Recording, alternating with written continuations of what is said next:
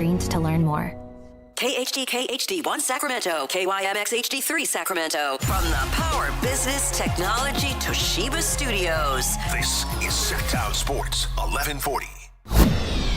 The Carmichael Dave Show. He's on the microphone when he's not on the microphone. He's playing a song, and when he's not playing a song, he's on the microphone, and then boom. With Jason Ross. No, he didn't. Yes, he.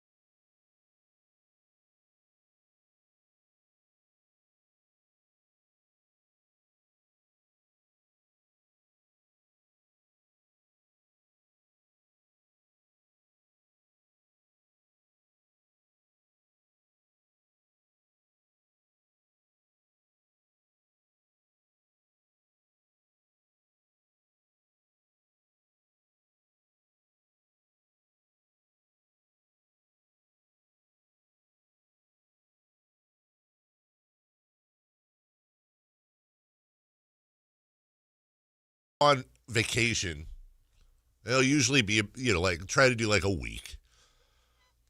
And it's always like the vacation is actually really only, so your last day of work is Friday, whether you leave that night or, over the weekend. And then you're back to work the following Monday. And I feel like the vacation really only lasts till Wednesday or Thursday. Because then you get to that point and you're like, crap, now I'm over halfway through. Time really starts speeding up. Then you start thinking about like the stuff you wanted to do that you haven't done. So you speed that up. Then you start thinking, what starts creeping into your head is like, what I got to do when I get back. And then the last day is travel. That's not a vacation day. That's a work day basically, but just not at work. And then you're tired. And then you get home, and then you're like, oh, crap.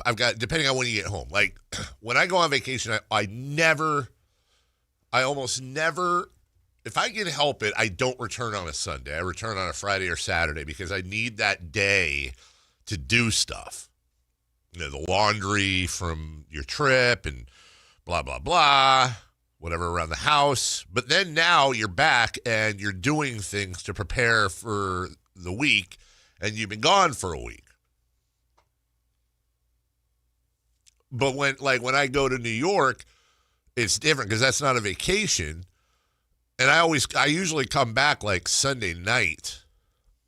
And weirdly enough, that never bothers me. The jet lag out there, or when I'm in England, it kills me. Like, and not like I'm tired, but my body does not believe, especially in Europe, that it's time to sleep. I'll go to bed. I have no problem. There's a strategy where I'll try to keep myself awake so that when I get there, I go to bed early, 8 o'clock, 9 o'clock. But then like 1 a.m. hits and my body's like, let's go. It's on. It's actually the afternoon. What are you doing? Nice nap you had. Now we're ready to do the rest of the day. And I can't go back to sleep. And then it starts compounding. And then in the middle of the day, like after lunch, then my body's like, time to go to sleep. No, it's not. You still have the entire rest of the day. My trips to Europe, I usually just have one bad day, but then it like... You figure it out? Yeah. Yeah. Except when I pass out on a train on top of a guy. on his shoulder, not his entire body. That's the second best quote of the week. Except when I'm passed out in Europe. Like when I'm taking my train to London to Manchester. Yeah. And it's just been forever. You just like. Uh-huh. When I'm passed out on top of a guy on a train in Europe. The train experience over there is fantastic. I love it. And the funny thing is, I don't know if you do this or not. I don't know if you ever do this, but you got to look at the regular fares versus the first class fares. And by the way, in first class on a train over there, don't think of it like on a plane or something where it's super rooty tooty. Like a lot of times, I don't know, the train from, let's say, London to, you go to Manchester, I go to Leeds. They're about the same distance from London. A lot of times the train will be, depending on the time of day, it could be 90 pounds, which is like 120 bucks. It could be more. But like this last trip down from Leeds to London, there was like a 5-pound difference between regular and first class. And I was like, dude, give me first class because it's all the food and drink you can eat, bigger seats, chargers, all that crap. And it really is a cool way to travel. I wish we had that over here. I know we have Amtrak and stuff, but it's totally different. Like when I'm over there, I take the train every day to work. Every day I go from Leeds to Huddersfield. I take the train. I've Ubered when it's raining or I'm in a jam. But if I'm going to the match or something, train, no problem. It's 20 minutes by train. It's 25 to 30 minutes driving. It's like $5. They'll serve you a coffee, tea, and a crumpet or some crap. I don't know how much people do that here. You sound like you're from London. I mean, I get it. Like, if we're in Manhattan or something, that's they're taking the subway. And they have train service on the East Coast, I guess, better. When I come in here, a lot of times, I'm assuming it's Whitey left the windows open on the computer we all share, and YouTube cycles through. And I'm trying to figure this out because usually I'll just change it and put it on today's YouTube so I can say hi to everybody. But the title of this caught my eye. It's our show, and it's a big day for the Sacramento Kings. It's a big day for the Kings. This was streamed a year ago. Now, it's not exactly a year ago, but I'm trying to think like, well, what's the big day? I would say it's at least a year ago. Well, let's see here. Maybe it's exactly a year because here's Sam Amick. Let's see what was Sam saying? Like, if during Beam Team era, we found some stuff that was kind of wild. At some point you're going to just look like you're trying to crash a party. Right. Don't know what that was about. By the way, you'll hear from Sam today at 8 a.m. Kelly Brothers. I know I'm shamelessly pumping the poll here. At 7:28. Good at business. And Jason will be back Monday. It is a Strawberry Thursday. Chris, help yourself. I bought these on Tuesday, and nobody at my house is eating them. So I thought, you know what? Let's get some good use. I don't know if this is a everybody thing or a my family thing. But a lot of times I like to have fresh fruit around the house and stuff, especially for the kids or me or whatever to snack. And I'm going to hold these up for the YouTube audience. Like, these are fantastically big strawberries. These are fantastic strawberries. But the amount of times I throw out half of a strawberry container because the strawberries are getting old and mushy and nobody touched them. They always look fantastic in the store. And I don't know how strawberry farmers make their money because sometimes they're expensive, but I think this giant vat of strawberries I bought was like $4 for just a container of huge strawberries. I don't know how the hell you make money off of that. And I know someone's probably going to be like subsidies and this and that, whatever. I don't know.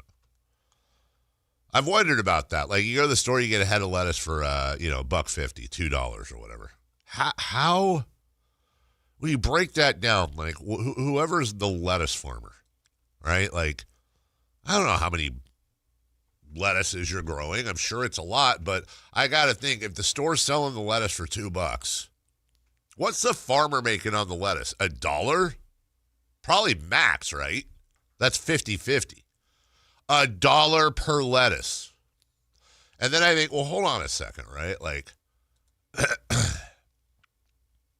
if they have 1,000 lettuce heads, that's $1,000. I'm not saying $1,000 isn't a lot of money or anything, but like when you think about like the land and the watering and the picking and the cleaning and the shipping and all that, how are you doing that?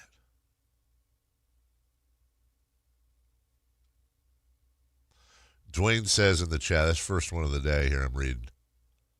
Dave, we've seen you over the years. It's way more than 5 pounds. Oh, I get it, because I was talking about pounds on the. I get it. Thanks, Dwayne. Good morning. Proud dad alert, by the way. I don't know when it airs. I'll find out. But I can now say the following. My daughter has played the Hollywood Bowl. That is a factual statement. I can say that for real. If you guys are Wheel of Fortune watchers, she and I think 9 of her bandmates, I guess Wheel of Fortune was doing a live at the Hollywood Bowl thing, and they were there yesterday for the taping, and the band played the theme song, and I think some other Wheel of Fortune-y music on the stage. She got to go, she got to play, and then afterwards, she got a picture.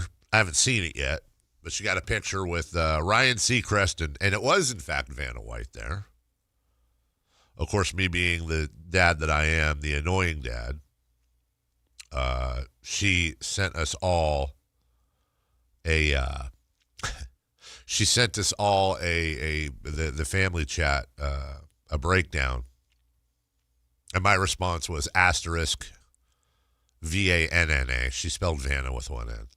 I feel like if you're gonna spell Vanna White's name, it's got to. Let's get it right. How old is Vanna White, anyways?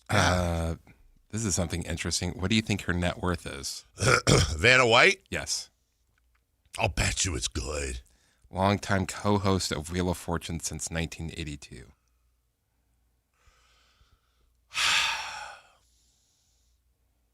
$50 million. $50 million? Okay, $10 million. $10 million? Well, how much? It's a lot. It's got to be a lot. $85 million. Wow, that's insane. She has a contract now of an estimated $10 million a year. Wow. 69 years old. She turned 69 February 18th. You don't remember that for celebrity birthday? No. And by the way, she just got married. She had 2 marriages. One that went 12 years. She just married a guy named John Donaldson. This year? Good for her. She's got a Hollywood Walk of Fame star. And her original name is Vanna Rosich. Change it to Vanna White. 1982, like you said. She began her career competing in Miss Georgia USA in 1978. What a really, really interesting career. She was also in Naked Gun 33 1/3. Was she? You'll never guess who she played. Vanna White. Hey. As Weird Al Yankovic's date to the Oscars. Really? Yeah. I don't remember that. I think I've seen Naked Gun 33 1/3 more than the other 2. That's not the one where OJ fled. Is that the one with the Queen? That's the first one. That's the first one. Okay. Her first appearance on a game show was in 1980. It was The Price is Right. She was among the first 4 contestants. Yeah.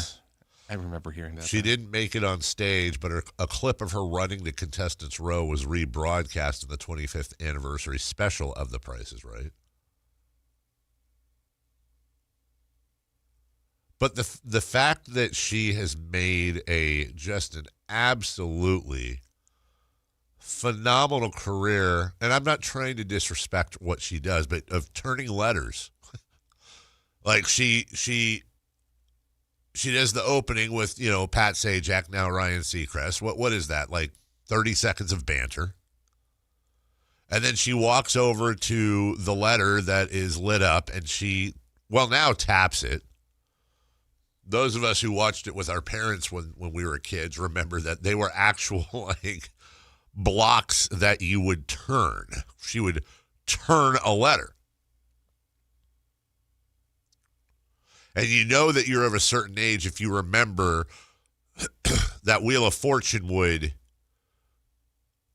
you'd win the round. So let's say Chris wins the round and he made $2,250 of Wheel of Fortune money. And then as soon as the puzzle is solved, Sajak would say, all right, Chris, you got $2,250. Let's go shopping. And they would have a stage filled with all these incredibly overpriced items. Everything, like Hoblet marks down from retail price, Wheel of Fortune marks it up. And reverse Costco. And then you would, buy your prizes, whatever they were. And it is so strange to think about that you would go shopping on Wheel of I don't think I don't quite remember. But I don't think you get to take any of the money home. I think you would just go up and you'd buy whatever the hell was, on the stage. Now they just keep the cash. I'm not necessarily sure. It's better. Let's see. Is this bidding or is this shopping? Here we go. I want to see if I can find it. Well, for $875, I'd like the video recorder. All right, you have $1175 left. For $750, I'd like the gold couplings. They belong to you. That's $425 to go. For $200, I'd like the game. Okay, that leaves $225 and one choice left. Great audio. Got to have the Dalmatian. Yeah, I figured as much. That leaves $93 on a gift certificate or on account. I'd like it on a gift certificate. Okay, and Jack is the dog. We told the dog to stay earlier. Is he still staying? On a gift certificate. The remaining $93 on a gift certificate. That's terrible. That was so like a percentage of the show was watching a person go, okay, can I get the year supply of jams? Yes.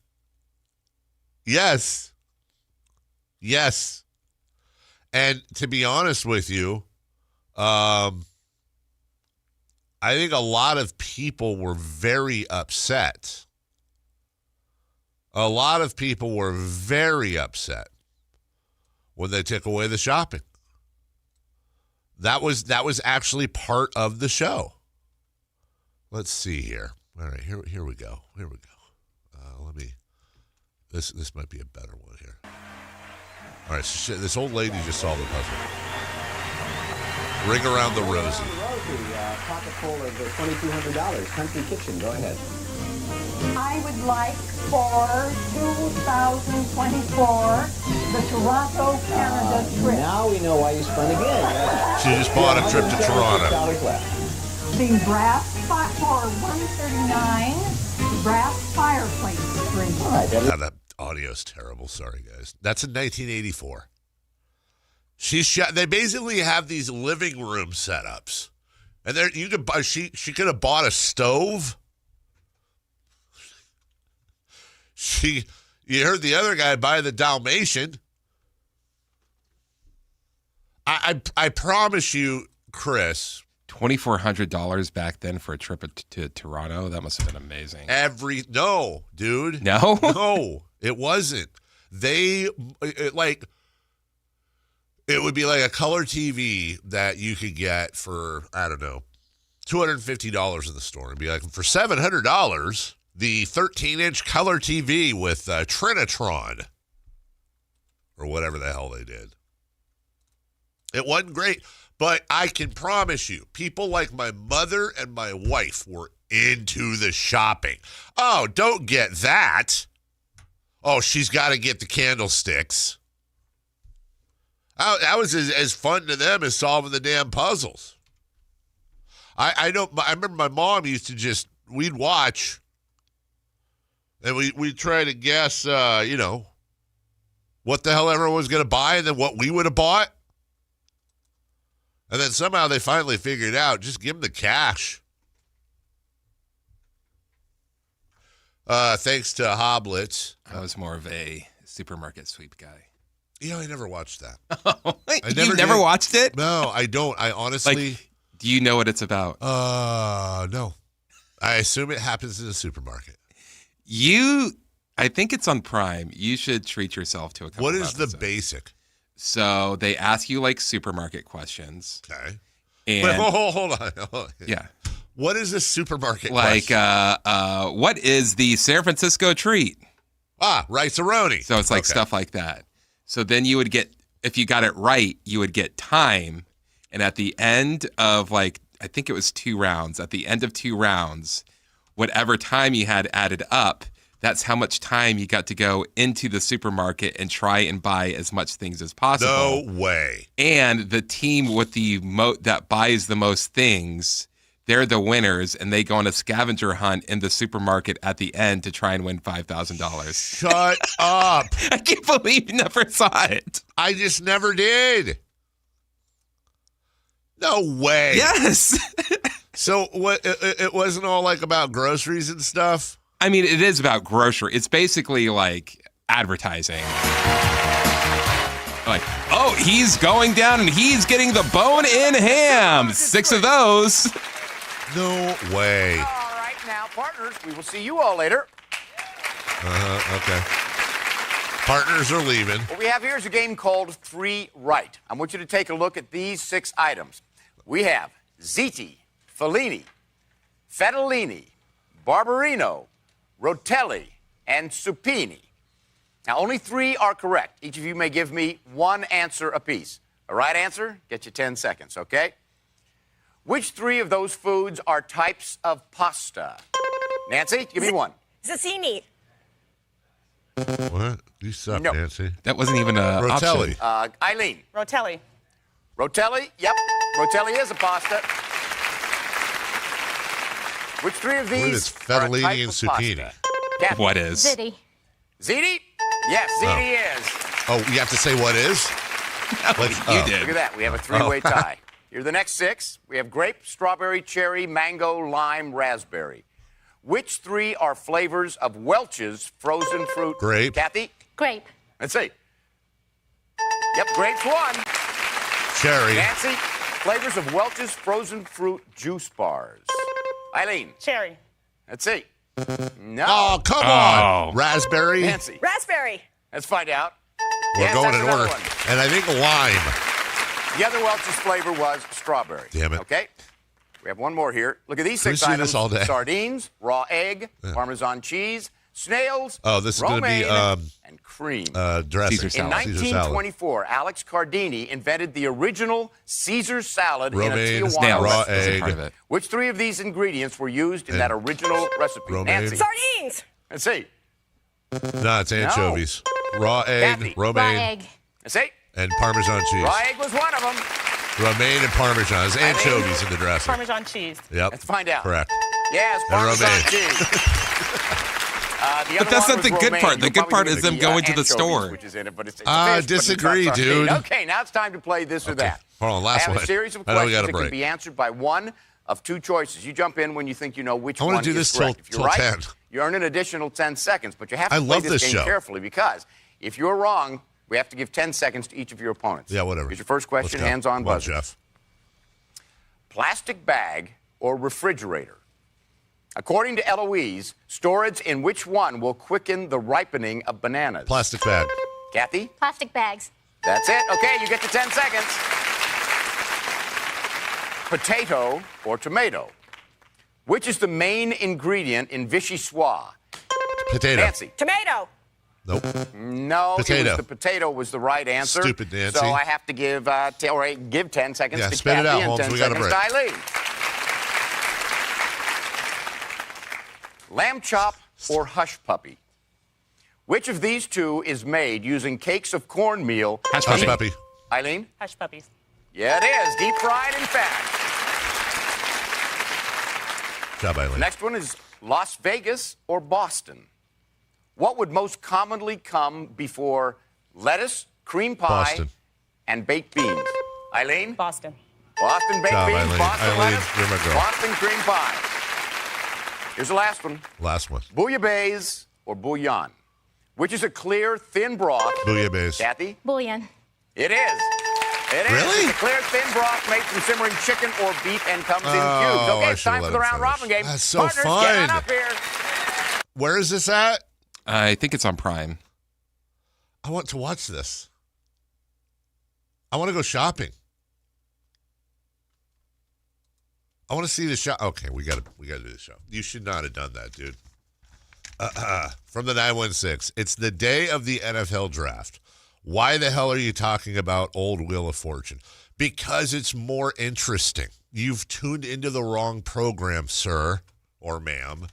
We will talk about the NFL draft at 7:43. What do you want? Hey, this is what I know we got a break. Sorry, but I love these texts. Hey, let's talk NFL draft. Who's this team going to pick? Who should they pick? What grade would you give them if they picked? The amount of NFL draft coverage people lap up is just so stupid. You're in the wrong spot, dude. Nobody knows except Fernando Mendoza. Nobody has any idea. So you basically want to listen to, right? You want to listen to me guessing which team is going to pick who and why and how that would work out when A, you don't know who they're going to pick. B, you don't know if that player is going to work out. C, you don't know where they're going to be 2 years from now. Yet, NFL draft coverage is massive. I admit it. I just don't want to insult your intelligence. I would much rather talk about Old Wheel of Fortune than the NFL draft, but we're a sports show. We have to do it. Hey, Fernando Mendoza, A+, fantastic. You want to go back and look at the grades Jamarcus Russell got? You want to go back and look at the grades Houston got for picking Mario Williams instead of Reggie Bush? And on and on and on. But we'll do it. But I'm telling you, wrong show, man. We'll take a break when we come back. OKC beats Phoenix. But did they cover? And Devin Booker is going to be a little bit lighter in the wallet. We'll do that next. The San Francisco 49ers play on Sactown Sports 1140. Touchdown 49ers! Every game on your #1 sports station. Don't miss the action on your local sports leader. Sactown Sports 1140. At Elk Grove Honda, we've acquired some of the best pre-owned cars we can find. Whether you purchase a new Honda or a like-new pre-owned Honda, Elk Grove Honda has the right Honda at the right price. In the Elk Grove Auto Mall, Highway 99 and Elk Grove Boulevard, or elkgrovehonda.com. I gotta get an Elk Grove Honda. Progressive knows you could have easily taken the freeway, but you took the scenic route to see a waterfall and an oddly busy boiled peanut stand.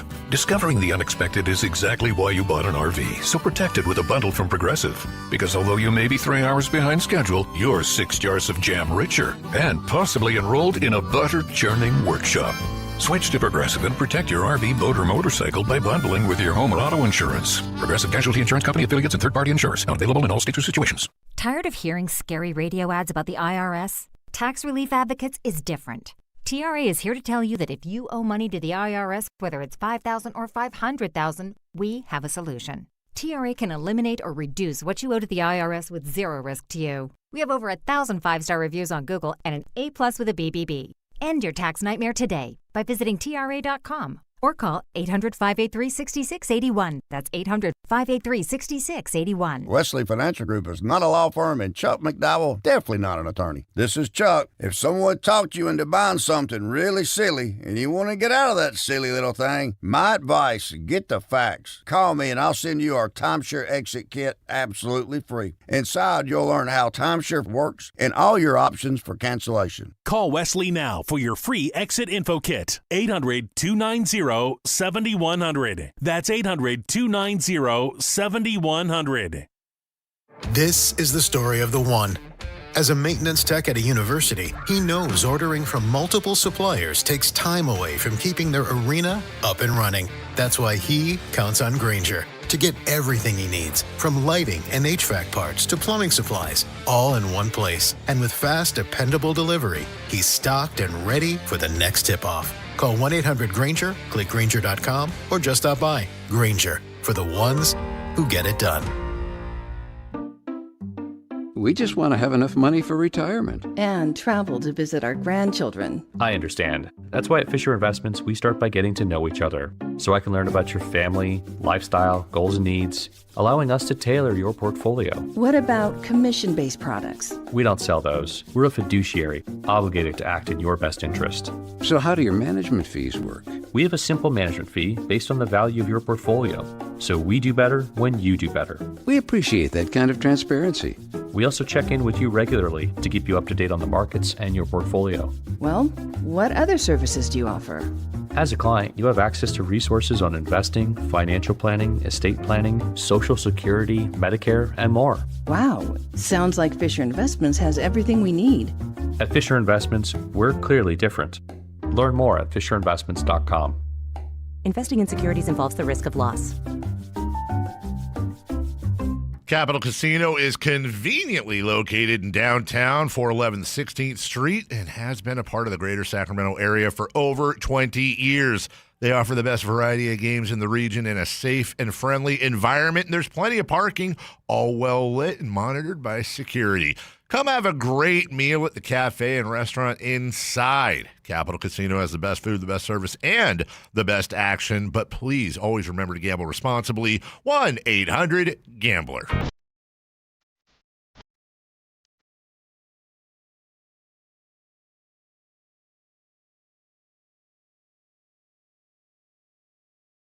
The Carmichael Dave Show with Jason Ross. Call or text at 916-339-1140. On Sactown Sports.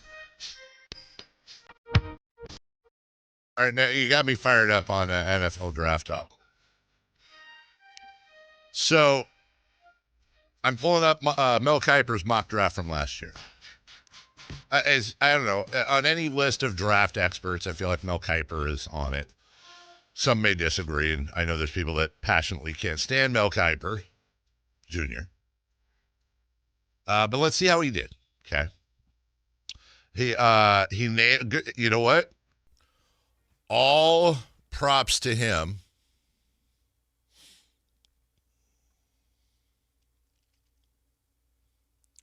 Because he nailed the first 7 picks. I mean, honestly, I like accountability. I think we need a website, I've said this before, that has like, you list all the experts and then you show a hit rate. So you know who really, does their thing.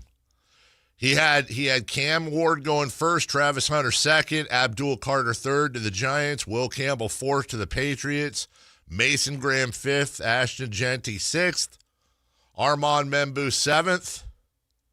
And then with the Panthers, he had Jalen Walker going 8th.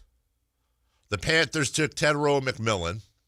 Jalen Walker went 15th. At 9 to the Saints, he had Shedeur Sanders. Shedeur Sanders, well, we know where he went. He had Tyler Warren 10th going to the Bears. Warren went 14th to the Colts. He had Will Johnson going to the 49ers. Will Johnson went, God dang, where did Will Johnson go? 47th, second round to the Cardinals. At 12, he had Marion Hampton go to the Cowboys. We know that didn't happen. Where the hell did Hampton go? He went 22nd to the Chargers. It's worth a conversation. Look, I know I'm doing a bad thing here. The bosses would hate this because I'm going after. I'm kind of going after the meat and potatoes of sports radio. But I honestly I get fascinated in the margins of this stuff. I really am fascinated I understand that we all want NFL. I'm going to be watching the draft tonight. I'm 100% going to be watching the draft. And tomorrow, we're going to talk about the draft picks. But what is the fascination? Whether it's NFL or NBA. NBA is a little bit different. Is generally those, I think those are a little easier to get in the frame. Plus, one player in the NBA can make such a massive difference. Not that it can't in the NFL, but usually that's resigned to quarterbacks. But what is the fascination with mock drafts and draft grades? Honest to God. I've never understood it because nobody knows what they're talking about. I would like for some, honestly, I'm open. You can absolutely, I have an open mind, man. Open mind. I don't get it. And I know that there's people right now getting upset going, dude, this is what I want. And look, any place of service, whether it's a radio station, a restaurant, a TV station, a newspaper, whatever, you're supposed to stock on the shelves what the customers want. And listeners are our customers. And by that rule, and there are a ton of shows doing this, today should all be about drafters. And we're going to talk about the draft. But we're going to talk about it in like, here's what's going on, here's when it is, here's what it seems is going to happen. I don't understand it. I really don't understand it.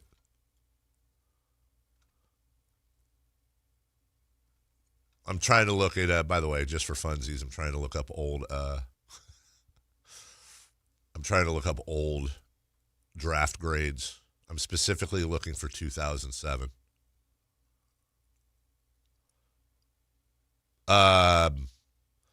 Oakland's draft grades for 2007. C+, B+, A, B+, B, B+, B+. Taking everybody from Prisco to Walter to Dr. Z. I believe Paul Zimmerman no longer with us. Sports Illustrated. Mel Kiper. They gave Oakland an average score of B+, just out of A- range. That was the Jamarcus Russell year. That's the experts. And he may be the biggest bust in history. Do I even need to go the Marvin Bagley year? The Raiders draft class that year was Jamarcus Russell, Zach Miller, he was good, Michael Bush, Johnny Lee Higgins. By the way, Jamarcus Russell was the first overall pick in the draft.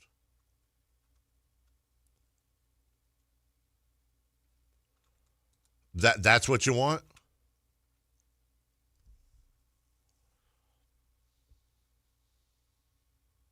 Here's the text from the 209.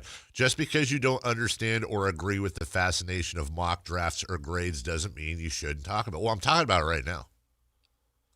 And I'm asking you, that's not what I asked for. I'm asking you, not that you need to defend your position, but explain to me like I'm 5 years old. What is the fascination with draft grades when you can clearly go back through history and find that the large majority of draft grades are terrible? I mean, seriously, they're terrible. I think it's because people want to see their team being talked about and reinforce what they think. And then if somebody gives them a good draft grade, they know what they're talking about.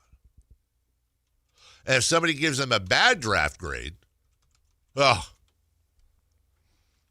They're not doing their research. No, that's not true. No. If you hate the GM, then you say, oh, they're just sucking up to this guy by giving him a good grade. I know my team's bad and they need a new GM.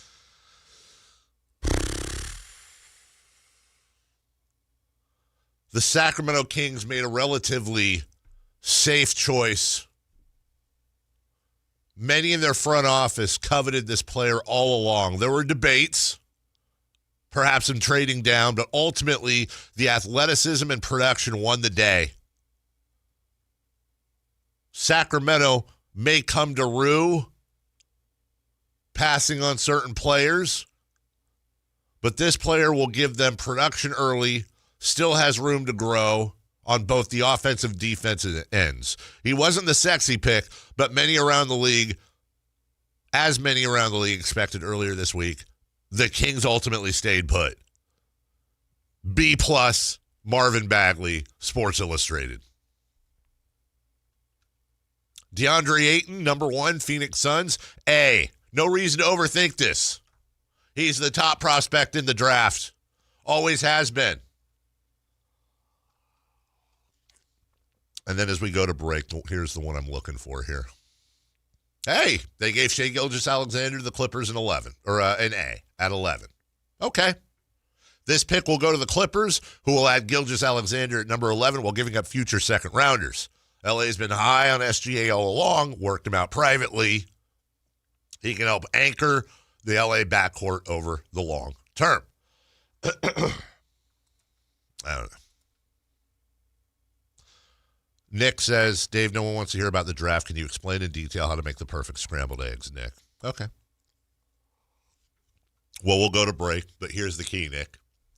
Low to medium heat. Put a slab of butter in. Pour your eggs in. As soon, if they stop being wet and they're in the pan or the pot, you've overcooked them. Creamy eggs is the way to go. Stir them, add your chives at the end. You're good to go. Very simple. If you want you want to see the video of the person that makes perfect scrambled eggs, look up Gordon Ramsay scrambled eggs on YouTube. He makes the absolute perfect scrambled eggs. We'll take a break. When we come back, OKC beats Phoenix. Detroit bounces back. We'll get into sports right after this. Reasons to choose Gonzalez Law Offices as a dedicated trial lawyer with an undefeated record from 2016 through 2019, and you'll know that no case is too big or too small. Due to his success, hard work, and commitment to excellence, attorney Jonathan Gonzalez has been listed in Super Lawyer's Rising Stars, as well as in the top 40 under 40 list by national trial lawyers. You can find Gonzalez Law Office online at saclegaldefense.com or call him at 916-304-9187. If your business depends on reliable vehicles, it's time to upgrade your fleet at myelkgrovechevrolet.com. We specialize in fleet pricing, bulk discounts, and fast approvals, so your team stays on the road and on the job. From work trucks and vans to fuel-efficient sedans and SUVs, we have the inventory, service, and financing to keep your business moving. Call or visit myelkgrovechevrolet.com today and ask about exclusive fleet savings. myelkgrovechevrolet.com, driving business forward. Country in the Park is back. May 8th and 9th at Cal Expo. Miranda Lambert, John Party, Chris Young, Turnpike Troubadours, Dylan Scott, and more. Line dancing, live DJs, mechanical bulls, huge festival area, and food trucks. Tickets start at only $68. Country in the Park, May 8th and 9th at Cal Expo with Naturewood Home Furnishings, Metro by T-Mobile, and A1 Appliance. More info at CITPFest.com. Whoa. Okay, this one says you get a free phone if you switch. Hey, this one also says you get a free phone if you switch. Yeah, they all do, hon. Wait. The T-Mobile one says families saved over $3,700 versus the other big guys in the past 5 years. And their experience plans have Netflix included, plus a year of Dash Pass by DoorDash. Hang on, let me see that. And a 5-year price guarantee? Oh yeah, we're switching. That's what I'm talking about. Do we clap now, or...? I'm thinking high-five. At T-Mobile, get savings that keep stacking up. That's value you can feel every day. Switch now at T-Mobile. Savings based on Harris X billing snapshots from Q3 2021 to Q4 2025 among accounts with 3+ voice lines compared to AT&T and Verizon, excluding discounts, credits, and optional charges. See harrisx.com/T-Mobile. Price guarantee on talk, text, and data. Exclusions like taxes and fees apply. See T-Mobile.com.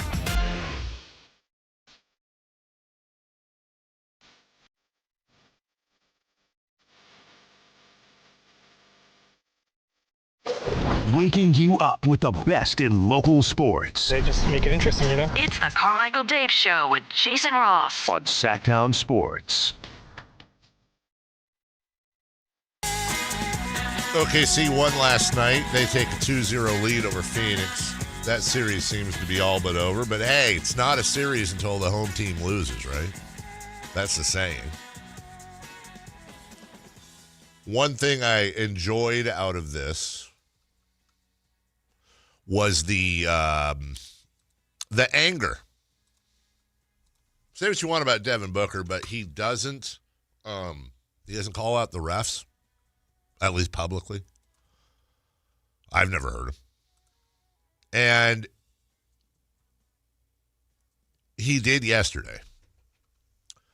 Because, once again, whether deserved or not, Shai Gilgeous-Alexander gets a friendly whistle. Here he is on a 3 in the first quarter. Holds straightaway, contained by Dunn, sends it to Shai near midcourt. SGA sizes it up 10 to shoot.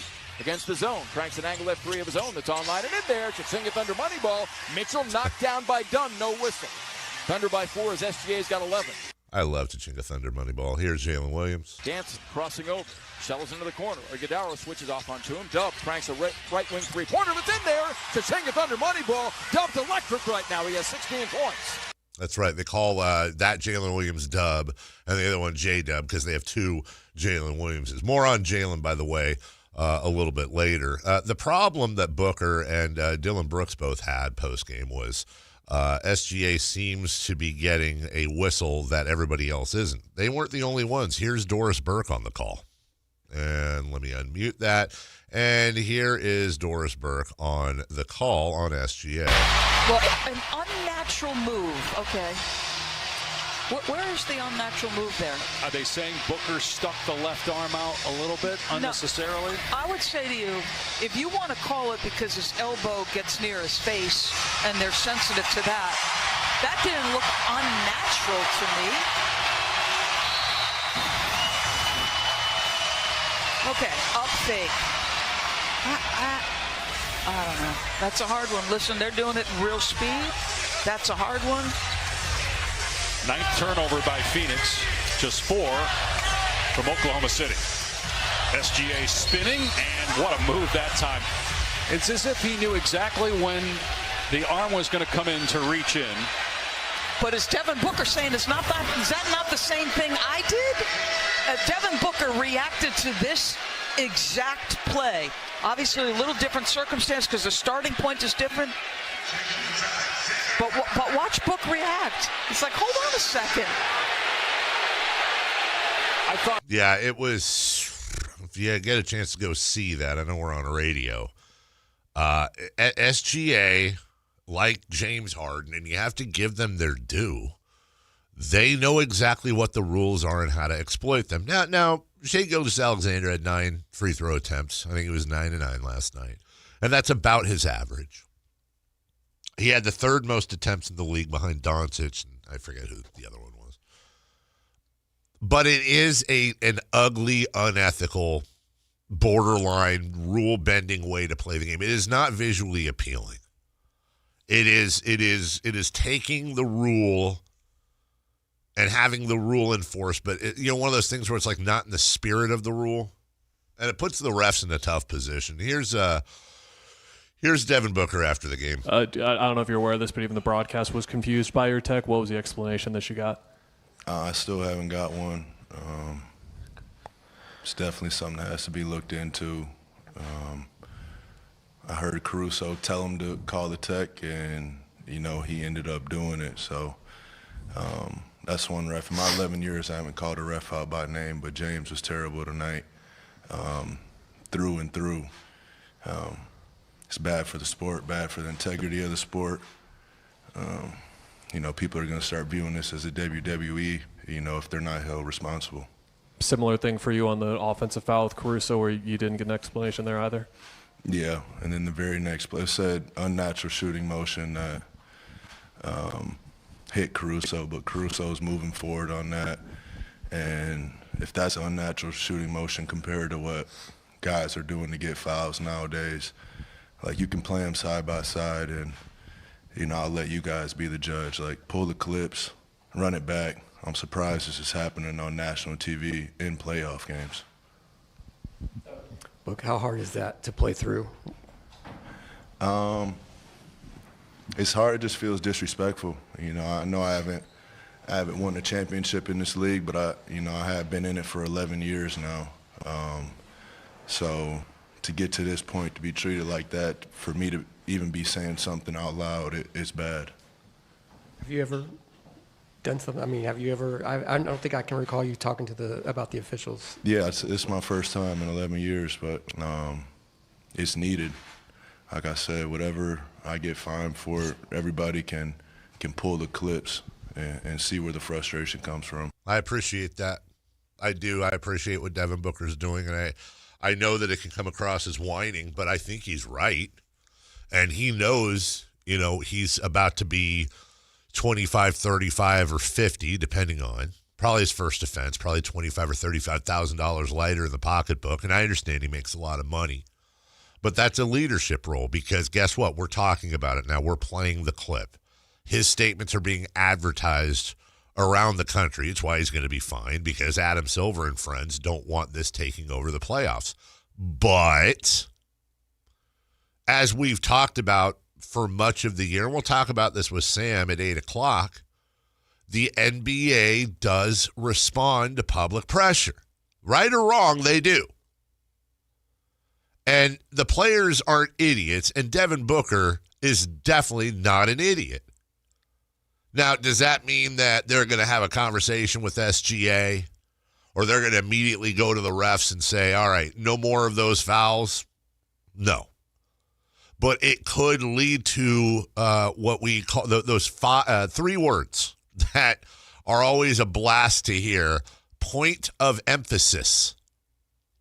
And you could see, as the refs in the league have regular conversations throughout the year and throughout the playoffs, I wouldn't be shocked at all if you saw a situation where they started speaking on points of emphasis.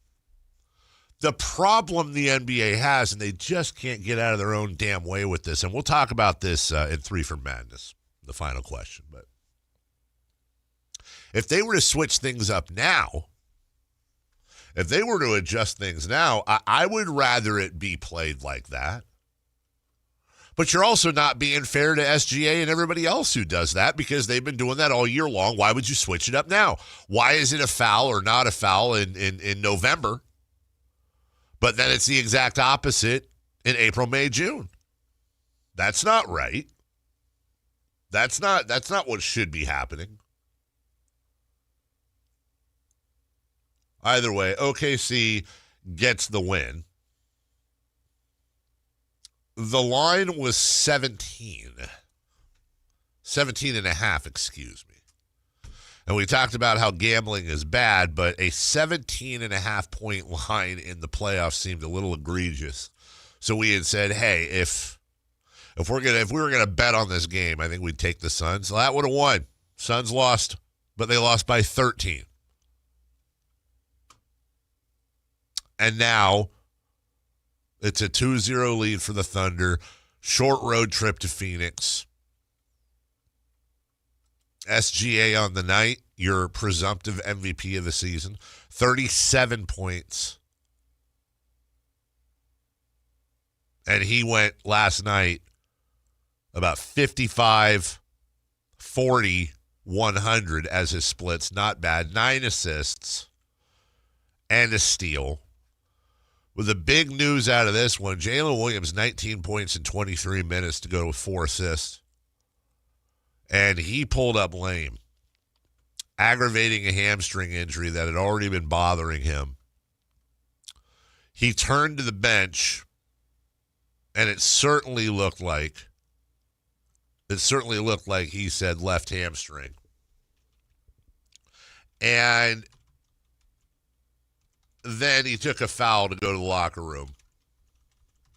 That could be a problem. And again, we'll address that in 3 for Madness. But you saw what he did in the first half.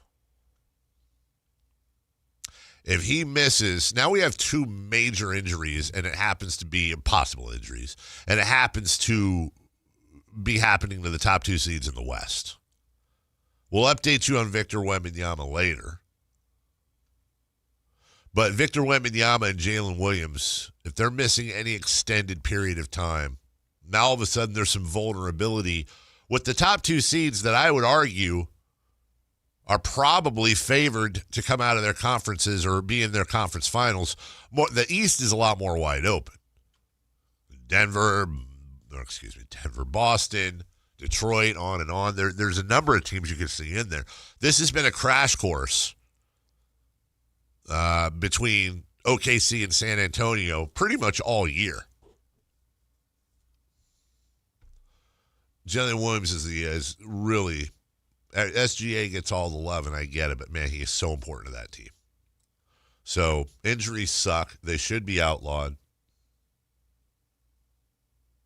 And you hope that they get good news, but it doesn't sound like they're going to get good news. We'll take a break. We will talk about that. Top of 3 for Madness. Also, the Devin Booker, Dylan Brooks thing. And overall, should the NBA adjust things? 3 for Madness next. Right now, let's talk about Hoblet. I want to thank everybody out at Hoblet because they put on that golf tournament yesterday. I'd never been. The Flyers Club, I think is what it's called. Up near Woodland. I'd never been to that course. And honestly, props to the course, man. I was thinking there was going to be mud wrestling out there with all the rain. But that look, there were some soggy parts, but my God, I was shocked at how dried out the course was. So good job, course keepers, greenskeepers on the drainage out there. And in the parking lot, I saw a lot of Hoblet trucks. You can get one. Right now, you can save up to $14,500 off MSRP on the new 2026 Ram 25 and 3500 heavy duties. This is all for the Declaration of Deal sales event they got going on. Take advantage of available 5.9% financing for 84 months. Oh, that's 7 years you have the option to stretch things out for. No payments for 90 days on select inventory. With gas prices so high, you need that kind of savings. By the way, the Ram has some of the best fuel EPA ratings in the segment. With over 500 Rams available, your hard-to-find HD Ram is at Hoblet. Search, select, and save through their whole inventory at HobletDodge.com. Unbeatable prices, unbeatable selection. Nobody beats Hoblet, period. 3 for Madness. Next. The Sactown Sports 1140 newsletter right to your email. Get your latest on the Sacramento Kings, athletics, and Republic FC with the Sactown Sports 1140 newsletter. Visit SactownSports.com to join. This is the story of the one. As a safety manager at a manufacturing plant, he does everything he can to keep his coworkers safe. From finding ways to reduce risks to keeping safety supplies in stock. And for that, he relies on Grainger. Grainger offers a broad range of quality products and next-day delivery, so he can always play it safe. Call 1-800-GRAINGER, click Grainger.com, or just stop by. Grainger, for the ones who get it done. Growing your business? It's all about having the right team on the court. At Bank of Marin, we partner with businesses in the greater Sacramento area, delivering personalized service and local expertise to help you make a slam dunk. Whether it's customized lending or solutions to keep your business growing, you'll benefit from local decision-making, expanding, acquiring additional assets, or building a lasting banking relationship. We're ready for tip-off. Bank of Marin, your local business bank. Visit us at bankofmarin.com. Member FDIC. I'm Ed Evans, CEO of Consumer Cellular. No, we're not one of the big guys. Truth is, we don't want to be. If you're over 50, Big Wireless probably has you paying for more data than you might need. You could be throwing away thousands over a lifetime. Our entry-level data plans start at just $20 a month. And for a limited time, switch and get your second month free. Call 1-888-FREEDOM, visit consumercellular.com or a store near you and get your second month free today. Plans include $5 credit for auto pay and e-billing. See site for additional details. Finding great candidates to hire can be like, well, trying to find a needle in a haystack, but not with ZipRecruiter. Its powerful technology actively finds and invites qualified candidates to apply to your job. So while other companies might deliver a lot of hay, ZipRecruiter finds you the needle in the haystack. See why 4 out of 5 employers who post a job on ZipRecruiter get a quality candidate within the first day. Try ZipRecruiter for free at ZipRecruiter.com/free. That's ZipRecruiter.com/free. ZipRecruiter. Are you looking for a night out that actually delivers? Grab your friends and head to Sutter Health Park for Sacramento River Cats baseball. We've got cold drinks, great vibes, and live baseball all in one place. Get your tickets at rivercats.com. If you're not looking for a brand new car, at Elk Grove Honda, we've acquired some of the best pre-owned cars we can find. We've kept only the best of our trades, and our buyer has found some of the finest pre-owned Hondas available in Northern California. You can see for yourself at elkgrovehonda.com. Whether you purchase a brand new Honda or a like-new pre-owned Honda, your car buying experience will be the same. We have the right Honda at the right price. You'll find us in the Elk Grove Auto Mall, Highway 99 and Elk Grove Boulevard. I gotta get an Elk Grove Honda. KHD HD1 Sacramento, KYMX HD3 Sacramento. From the Power Business Technology Toshiba Studios. This is Sactown Sports 1140. 3 questions, 3 answers. It's 3 for Madness on the Carmichael Dave Show with Jason Ross. Here's question 1.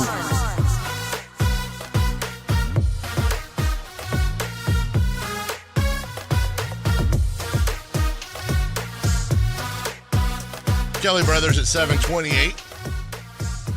Sam Amick at 8 o'clock.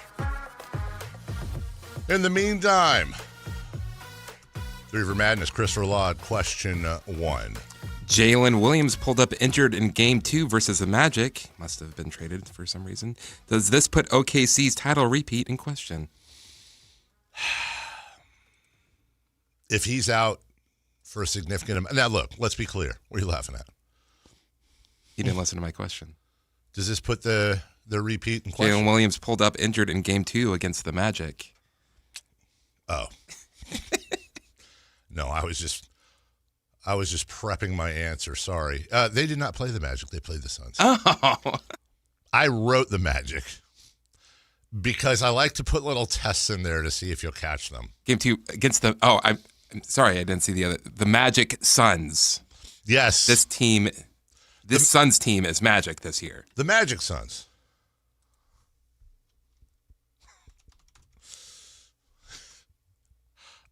Look, I see Aaron in the chat, and he makes a really good point that, he makes half a good point. Jalen Williams has missed much of the year. He's missed a decent part. And the Thunder have been just fine. They were the number 1 seed. They won 64 games. And Jalen Williams, let me check here, played in 33 games. I get it. Hey, they've been fine. They've been more than fine. They've been great. Where I disagree with him is when he says that he's a vastly overrated player. I completely disagree. Because what he means on both sides of the ball to that team is a big deal. And there are things you can get away with in the regular season, especially when you're a dynastic team like OKC. Not a dynasty yet, but a team set up to at the floor for OKC is they're going to be a dynasty of championship contention for the next few years. Whether they win them all or win most, I don't know. But I think it's going to take serious injuries to keep OKC at a minimum out of the Western Conference Finals over the next few years, if not the NBA Finals. I think in the playoffs, that's where Jalen Williams matters. That's where he is not overrated. That's where they get that help along with SGA and the rest of the crew. He's a guy that can take pressure off of Shai Gilgeous-Alexander when the game slows down, when it gets to half court, and when they need more guys that can create and can spread the floor.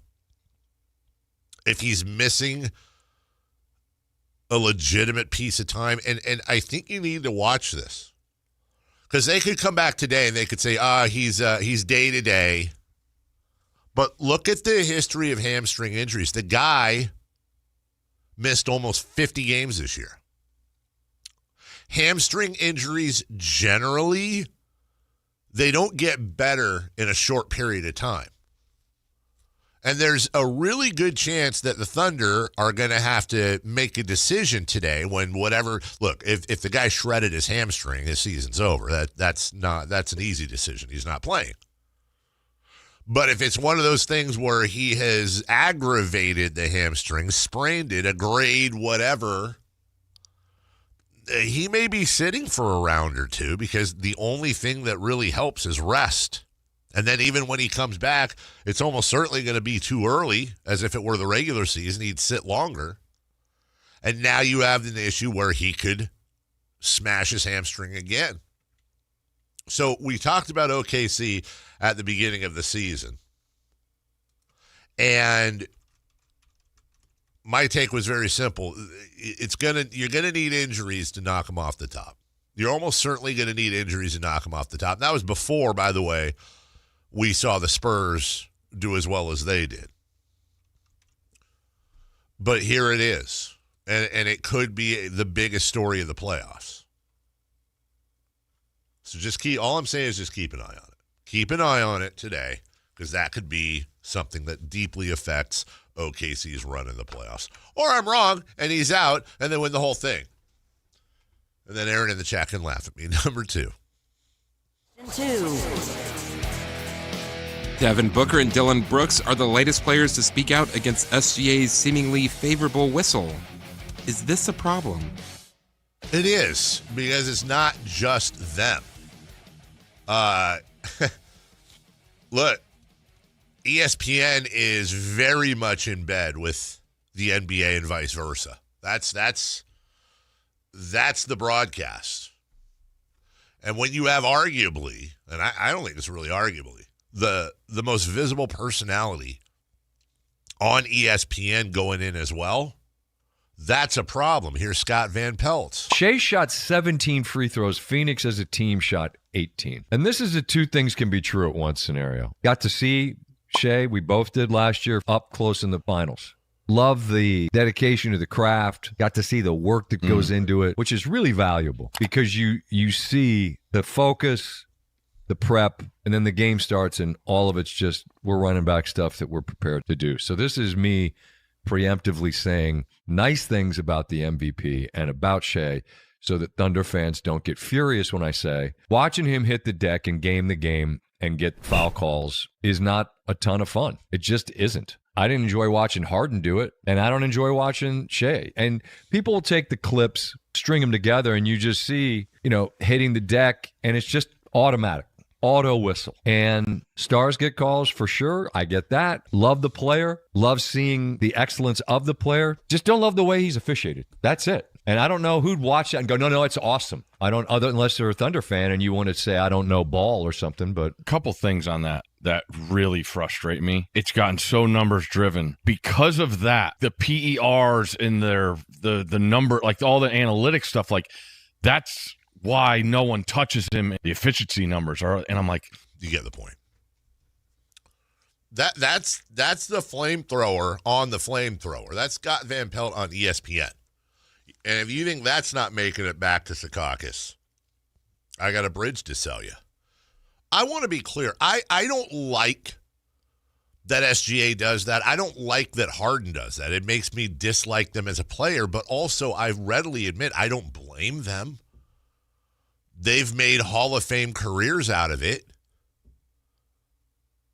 I don't blame them. As the thing Scott Van Pelt said there that I think is the most important thing. I love the player, hate the whistle.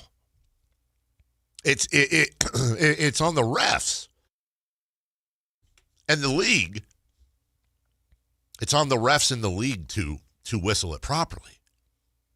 And I think we might, I could be wrong here, but it kind of feels like we're at a touch point right now. It kind of feels like we're at a touch point right now when it comes to the NBA. Because you're starting to see more and more defense being appreciated. You're starting to see more and more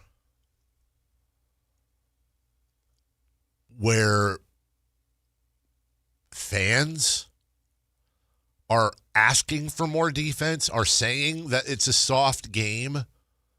And I think, look, over time, it doesn't matter what it is. It could be politics. It could be world affairs. It could be business, stock market, whatever.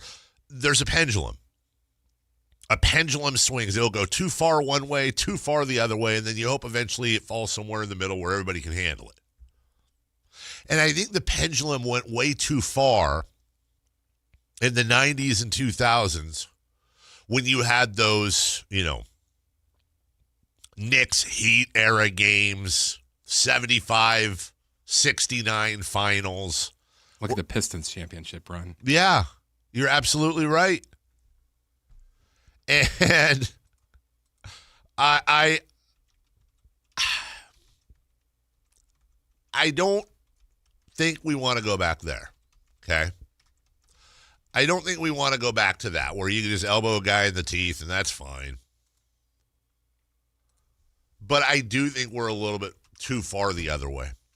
I really do. I think we're too far the other way where now it is incredibly difficult to play defense. When you hold a team under 100 points, it's a miracle.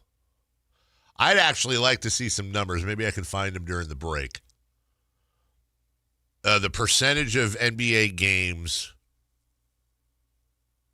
where a team was held under 100 points year by year. Because I got to think, man, it's dropped incredibly. And we've looked at numbers before.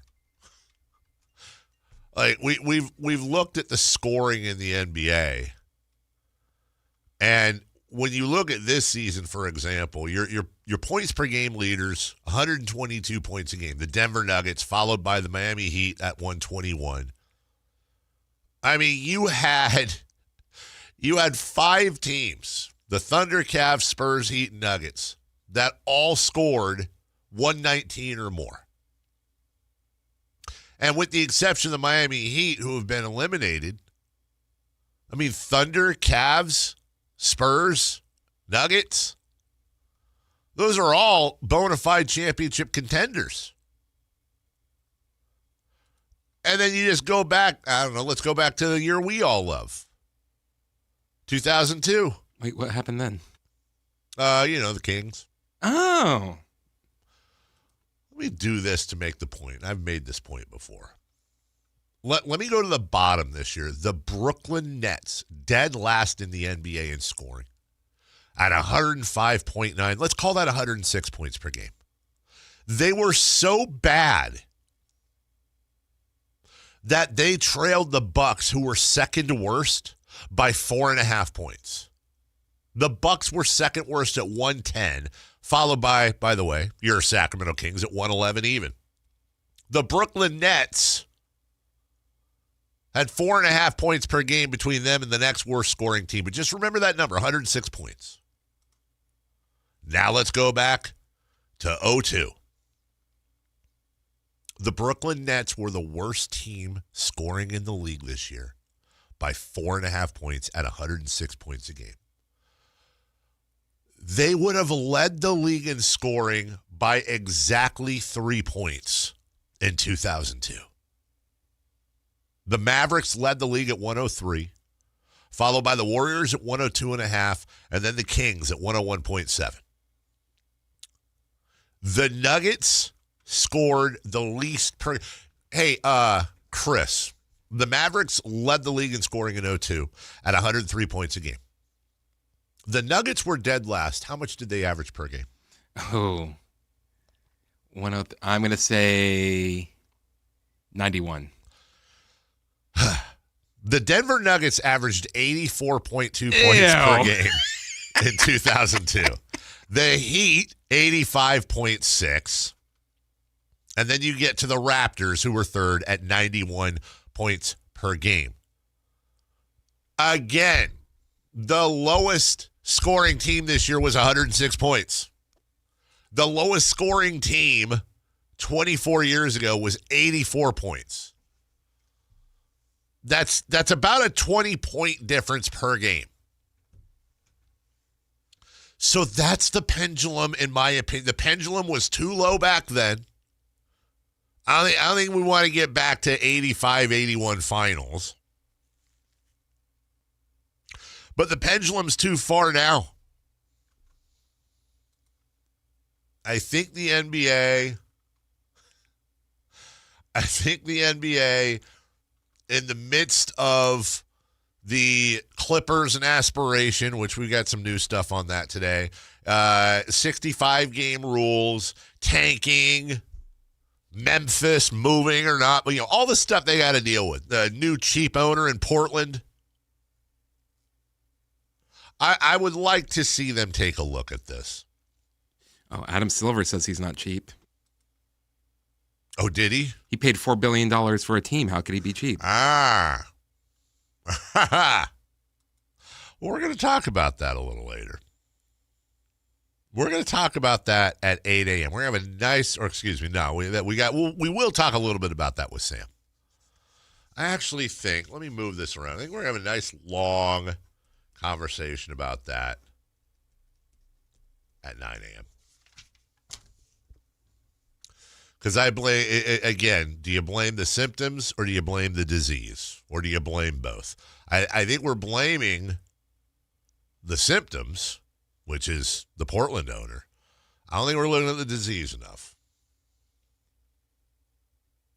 Question 3. Question 3. Should the NBA refs adjust how they call games in the playoffs? I want to speak on real quick what Dylan Brooks said yesterday. I'd play you the audio, but it's bad. I mean, here, let me give you a taste of it. Quarters of the game, you got in foul trouble there. What is it like having to guard somebody like that, and then how do you, I guess you could say, have to defend better without fouling? It's a little frail. That's what. I don't want you guys having to strain and your ears, and that probably doesn't sound good on your radio. So let me speak to what he said. He says, quote, "This is the playoffs. It's a man's game." And by the way, that was after, if you missed that, he called SGA a little frail. I used to watch this back when Michael Jordan was playing, when LeBron was younger, just physical basketball. I don't get why all the dropping, the falling, and the flopping, and the flailing, all this stuff is allowed when we get to the playoffs. He also said at one point, leave that for the regular season. Also, how was Dylan Brooks watching Michael Jordan in the playoffs when he was born in '96? But that's a whole different topic. There's a meme out there some of you may be familiar with if you spend time online, and it shows some dude, and the caption is, "When the worst person you know makes a good point." That's kind of how I feel. That's kind of how I feel about this Dylan Brooks thing. He's not the worst person I know, but I hate agreeing with Dylan Brooks, but I think he's dead on here for the most part. When I agree with every bit of what he says, what I do not agree with is when he says, leave that for the regular season. No. Don't change how you call the game in the postseason. This is the problem I have, and I think fans have maybe the most when it comes to NBA officiating. Number one, when SGA or Luka or whomever do something, they have their whistle, as opposed to Dylan Cardwell or whomever, and they have their whistle. Now, I talked to an NBA ref once about this, and he illuminated me to one thing that I thought was quite interesting. He said one thing that the public often doesn't get wrong but doesn't include in the conversation is stars do get whistles. But he said the more accurate statement should be veterans get whistles. The vets get whistles. They said part of the reason the vets get a better whistle is not out of a bias necessarily vets versus rookies or vets versus second-year guys or two-way players or whatever. It's because we as refs are familiar with their games.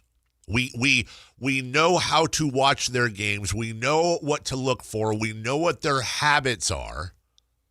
And it puts us oftentimes in a better position to see and call them so that they do get better whistles, not necessarily because they're superstars or they're liked more, but because the referees are more familiar with a Luka Doncic's game as opposed to a Dylan Cardwell or a Daquan Plowden. That makes sense to a point. But stars are whistled differently. How about this one? You guys all know this one. Come with me on a little journey here. You're watching a basketball game. Guy goes up. Maybe it's a short layup somewhere around the basket. There's contact. The ball bounces off the backboard, off the rim. And as soon as it's clear that the ball is not going in the hoop, you hear the whistle. You hear the whistle a good second and a half after the contact. Why is that? Most of the time, the refs are waiting to see if the ball goes in the hoop. We'll call those tweener fouls. And it's kind of a foul. I don't want to call it. I'm going to call it if it causes the person to not get a basket. But if they end up scoring, I'm not going to go. It's such a tweener foul. I'm not going to give the 3-point play. So I'm going to swallow my whistle until I can see whether the ball goes in or not. Crap. If it's a foul, it's a foul. If it's not a foul, it's not a foul. Whether it's in the final second, you don't want the game to end like that. Why not? This is the Hail Mary in football. This is the same argument. Pass interference is pass interference. Be consistent. Be very consistent. You know how you stop all the tackling and shoving and all the stuff everybody gets away with during a Hail Mary at the end of a game? You throw a flag. That'll fix it really quickly. There will be a giant uproar, but eventually the players will adjust to the discipline. No, I do not want to see a game won on a foul. If a team is up 2, if a team is down 2 with 1.5 seconds left, and the team that's down is inbounding from the other side of the floor, and they get it to their guy at, let's say, their own free throw line, 3-quarter shot, and he goes up for the shot, and there's contact, if that's a foul that you would call if the guy was 5 feet away from the basket in the third quarter, then it's a foul with a half second left at the opposing free throw line. A foul is a foul is a foul. Call the foul. Whether it's the fourth, the first, whether it's a star or a rookie, whether the ball's going in or the ball's going out, it's a foul. No superstar calls. No rookie whistle. Why aren't refs graded? They are graded, Dave. No. Why aren't they publicly graded? Why do we not have stats on refs? Why do I not have at my fingertips a list of referees or crews that had calls challenged this year? Which refs' calls were challenged the most, and what percentage of those calls were upheld versus overturned? Why do we not have that information? Everybody thinks Scott Foster is the worst ref in the league or the most annoying ref in the league, but Scott Foster is always there at every playoff and big game finals, all of that. What the league chooses to put him there. Now, a conspiracy theorist, and I'm not saying that with disdain, I'm saying there are thoughts that they put Scott Foster in there because Scott Foster knows how to control the game. And if the NBA needs to extend a series or there's Scott's their guy. Okay, maybe. Maybe. I mean, there's definitely some checkered stuff on Scott Foster. I'll be the first to tell you that. But what if, for example, you had access to stats on referees, much like you have access to stats on players? What if again, just spitballing here. What if it showed that Scott Foster was one of the least challenged refs in the league, and the win rate on those challenges was amongst, if not the lowest in the league? What if at the end of the year there was a player poll, an exit poll, if you will, and Scott Foster was regularly voted by the players as the best ref in the league? Guess what? We'd think a little differently. It would also expose some really bad refs, too, and that's why the NBA doesn't do it. I say, who cares? Expose them. If they're bad, get rid of them. There's too much money involved, both in gambling and just what fans are paying for season tickets. Way too invested. Go back the next day, have a crew in Secaucus dedicated to every game that looks for flops, that looks for unethical play. Again, whether it's flopping, kicking your leg out, stuff maybe the refs missed in the moment, and go back and slap those players with fines. And I want to see at the end of the year which players are fined the most for flopping so that we can bully them publicly as floppers, because bullying works in these situations. There are ways to fix and or improve this stuff. They just don't want to do it. We'll take a break. When we come back, Kelly Brothers, he's good at business. We'll talk to him next. On Sacramento sports, join the Sactown Sports 1140 newsletter. Visit SactownSports.com. Sacramento weather is brought to you by Elk Grove Honda. I'm Tamara Berg in the KCRA 3 Weather Center for your Thursday. We are drying out. Cool start for the day, and as we get into the afternoon, plan for mainly sunny skies and temperatures close to normal. Highs to peak today in the low 70s. Get the latest forecast on the KCRA 3 News and the KCRA 3 app. At Elk Grove Honda, we've acquired some of the best pre-owned cars we can find. Whether you purchase a new Honda or a like-new pre-owned Honda, Elk Grove Honda has the right Honda at the right price. In the Elk Grove Auto Mall, Highway 99 and Elk Grove Boulevard, or elkgrovehonda.com. I gotta get an Elk Grove Honda. Is the crew on their way so we can fire up the grill? Cabrito, arrachera. They're gonna love it. Better go with birria and carne en su jugo. Classic Jalisco dishes with tradition. That seasoning is great, but Northern Mexican-style meat speaks for itself. Let's make both. Deal. And to boost the flavor, ice-cold Pepsi. Its sweetness pairs perfectly. And to go with it, flour tortillas. And corn ones too. Hey, carne asada deserves Pepsi. This is the sound of Jack, buzz-cutting his way to a small fortune. To Jack, every time he cuts his own hair, that's $50 right in his pocket. If Jack sees DIY buzz cuts as a saving strategy, Wells Fargo is right behind him. And with their mobile app, tracking his savings is easy. Oh, ouch. However you make money work, we can work with that. Mobile carriers' message and data rates may apply. Wells Fargo Bank, N.A., member FDIC. Capital Casino is conveniently located in downtown, 411 16th Street, and has been a part of the greater Sacramento area for over 20 years. They offer the best variety of games in the region in a safe and friendly environment. And there's plenty of parking, all well lit and monitored by security.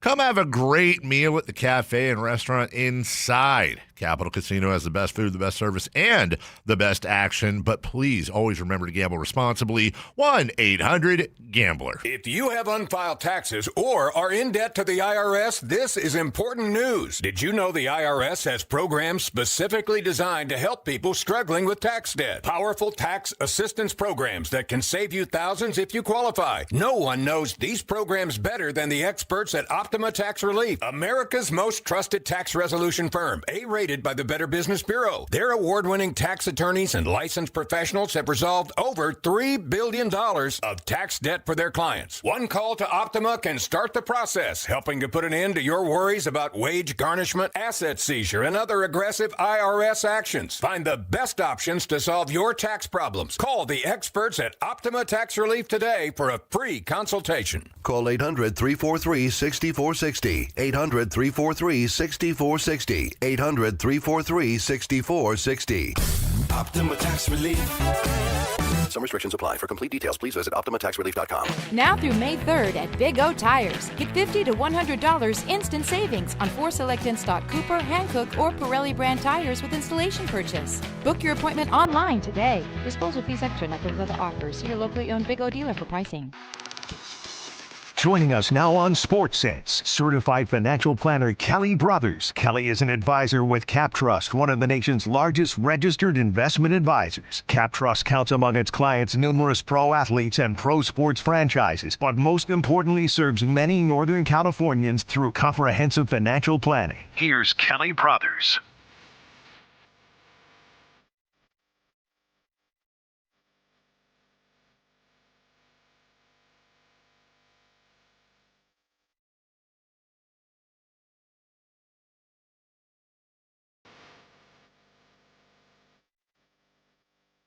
Welcome back. Kelly Brothers joining us. I was just actually on the phone with someone who was, I don't want to give him away, but somebody very familiar with NBA ownership. Kelly, we were talking in the last segment about, and I know this isn't on our list of topics, but I know you can hit the curveball. We were talking about accountability of referees. In basketball is where it started, but you see it with umpires, etc. And at the end of the year, generally the thought is that these refs or umps, there's a combination of seniority and their performance. They're the ones that call the playoffs. They're the ones that call the World Series. But Kelly, we don't have access to those numbers. We don't know which NBA refs, for example, were challenged the most, what the percentage of overrulings were. We don't have a player poll, an anonymous player poll, ranking refs, ranking umpires every year. And the question I had for the person in ownership was, I know what fans want. I know what you want, what I want. I know what players probably want. But is there an ownership thing that says, yeah, sounds great, we need to do that internally because it'll wreck the brand, because it'll expose all the crappy refs? And it's just one person, Kelly, and then I'll shut up here, but this person was like, no, you'd be surprised as to how many people in ownership, regardless of the sport, want better ref accountability and want to share the data that they get privately and are told not to. I think that's fascinating. Good morning. Yeah, it is, especially when, Dave, I don't think there's any other sport where the difference in the level of play, there's a bigger delta, a bigger change between the regular season and the playoffs. Mm-hmm. It's like a different game in the playoffs. I mean, it's a totally different game. There's actual defense being played. So it almost is like, I don't care how well you did in the regular season. That's not necessarily an indication of how you're going to do as a playoff referee in the NBA. The other thing I always thought they were far more interested in a ref's temperament than their actual skill at calling a game. Steve Javi's a great example. Steve Javi came in the league years and years and years ago. He's retired now. And for his first 2-3 years, this is a guy that would run across the floor and call a technical foul on anyone if they were mouthing off to a different ref. He was known to be an absolute hothead, and the players hated him. He ended up becoming one of the best, most respected referees in the league. I have a golf buddy, a real good friend of mine over the years, who just retired after, I think, 25, 30 years of being a Major League Baseball umpire, local guy. And the things that you can learn from them from the other side, for example, I don't know if you knew this or not, but like up until at least last year, because we have the ABS thing now, the thing the umpires would get so upset over, they'd be so frustrated, is that the little box that you see on the broadcast that shows whether it's a ball or a strike, they wanted the broadcasters to at least put a disclaimer out that it was not a scientifically accurate box. It was just a guesstimation. And he said, next time you're watching a baseball broadcast, look at that box for one batter, and then look at the box for the next batter and how they adjust, or more to the point, they don't adjust based on height. It's the pretty much same template box, which is absolutely not how you're supposed to do it. But baseball said people love the way it looks. They want to think that's real. They want to go after umpires. And Sandy Alderson broke the union years and years and years ago. The umps have no power. But something like that is just fascinating to me that we don't really talk or know about that. Yeah, I mean, that you have the same box for Aaron Judge and as you do for Minnie Minoso, yes, right? Yes. That's not going to work. It's not going to work. Jose Altuve. How long until they literally just have a red or a green light that goes on, whether it's in or out of the box, and the ump calls off of that? Well, that's the thing, is that's going back to what you said earlier. And again, you and I've disagreed before. Feel free to, maybe I'm full of garbage, but I don't want the refs calling the games differently in the playoffs. I want them to give the same whistle in the regular season as the playoffs. I want the same whistle in the first or fourth quarter, and I want the same whistle for a vet or a superstar as I do for a rookie. But, I also want my wife to like me. And I also want Kings-Lakers Game 6 replayed, damn it. And here we go. That's the rest of the show, Kelly. Thank you. Draft night tonight. The NFL draft, by far the biggest draft of the year. There will be more viewers for tonight's draft than pretty much any basketball or baseball or hockey game of the year. It is not the Super Bowl, but it would be for any other sport. Yeah, just some numbers. I mean, it's in Pittsburgh. It's going to generate $120 to $200 million in economic impact. They're expecting up to 700,000 people to come in. Pittsburgh gussied up their airport, the event center. I mean, they are ready for it. You got hotel rooms going for $2,000 a night. So when a city gets the draft now, it's a big deal. It is a large deal. Also, just know the rookie salary scale in the NFL. Top pick's going to get probably a $55 million deal. And that starts at, I think it's a $10 million 1 year hit for the first year.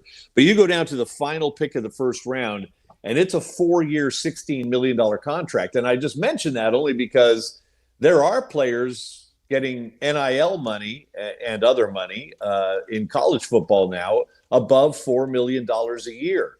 So you can see why some players will stay in college, especially if they think they can up their position in the draft the following year or the year after that.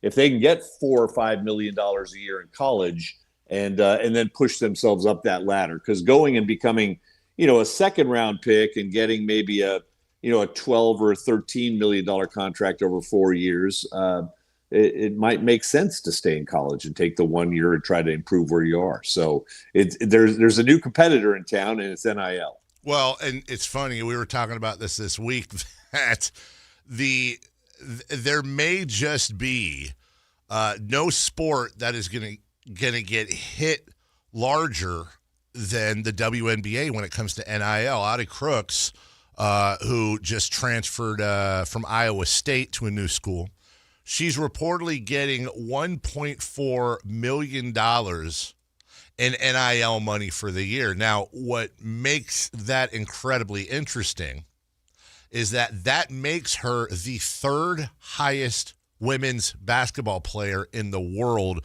trailing only Asia Wilson and somebody else I forget. But, we talk about the NFL and the NBA, and those are isolated incidents where a player, I know that who is a native of Tennessee, is strongly thinking about staying at Tennessee, and part of that's the NIL money and the fact that next year's a weak draft. He may go in the top 3, they say.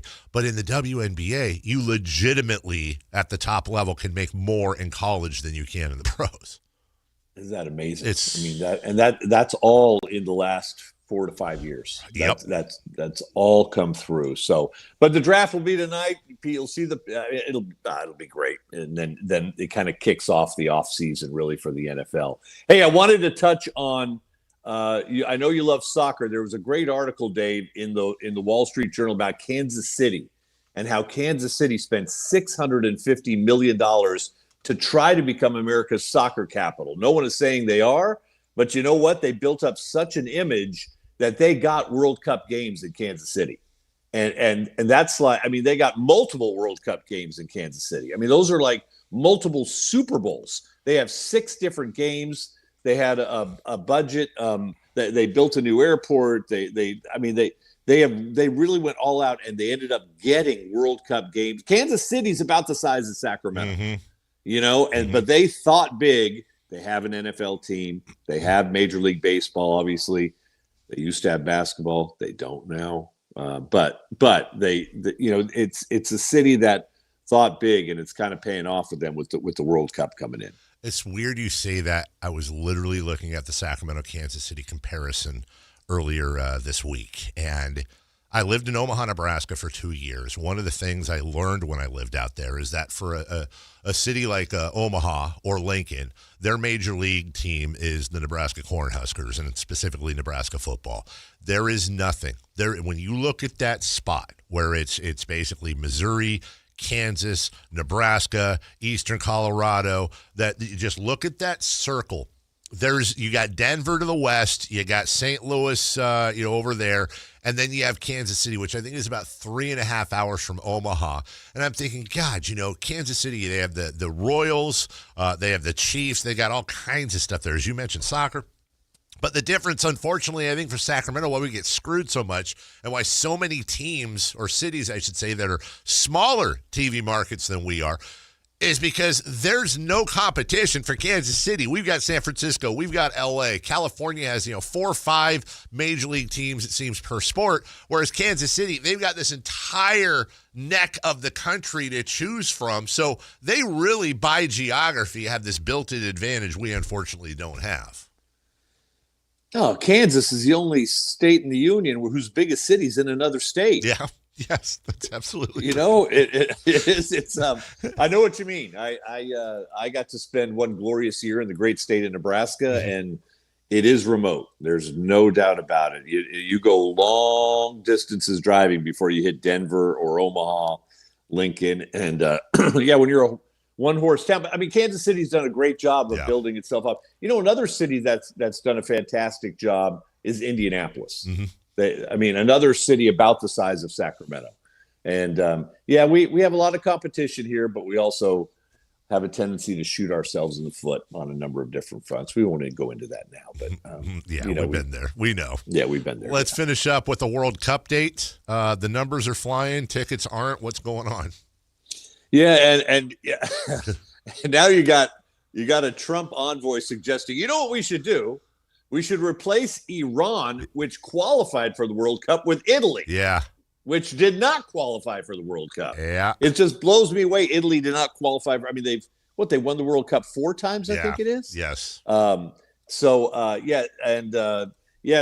ticket's not flying yet. And of course, we have multiple games in California between Levi and SoFi, I believe it is, are the 2 stadiums that are going to host World Cup games this summer. But it'll be we know it'll be an event. It'll sneak up on us, but not for you, Dave. You love soccer. You understand soccer. You understand the passion of other countries and how they feel about the World Cup. But it's going to be a great summer for soccer in the United States, I think.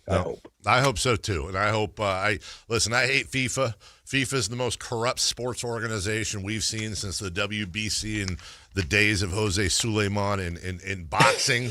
Don King. Yeah, exactly. But they're going to make a ton of money. Unfortunately, it's on the backs of a lot of folks flying over here that are you want to come over here, you want to see a couple of World Cup games, cool. You're paying $20,000 all in, and that's if you're lucky. And that's insane, Kelly. Especially when I do business in Europe, and if your season ticket price for 23 home matches, let's say, if it's over $400 for the year in some of these places, they will literally boycott you. They will revolt. They will. Yet then you turn around, they're paying $20,000 to go see their team get tossed in the second round or the semis. So it's an interesting juxtaposition, Kelly.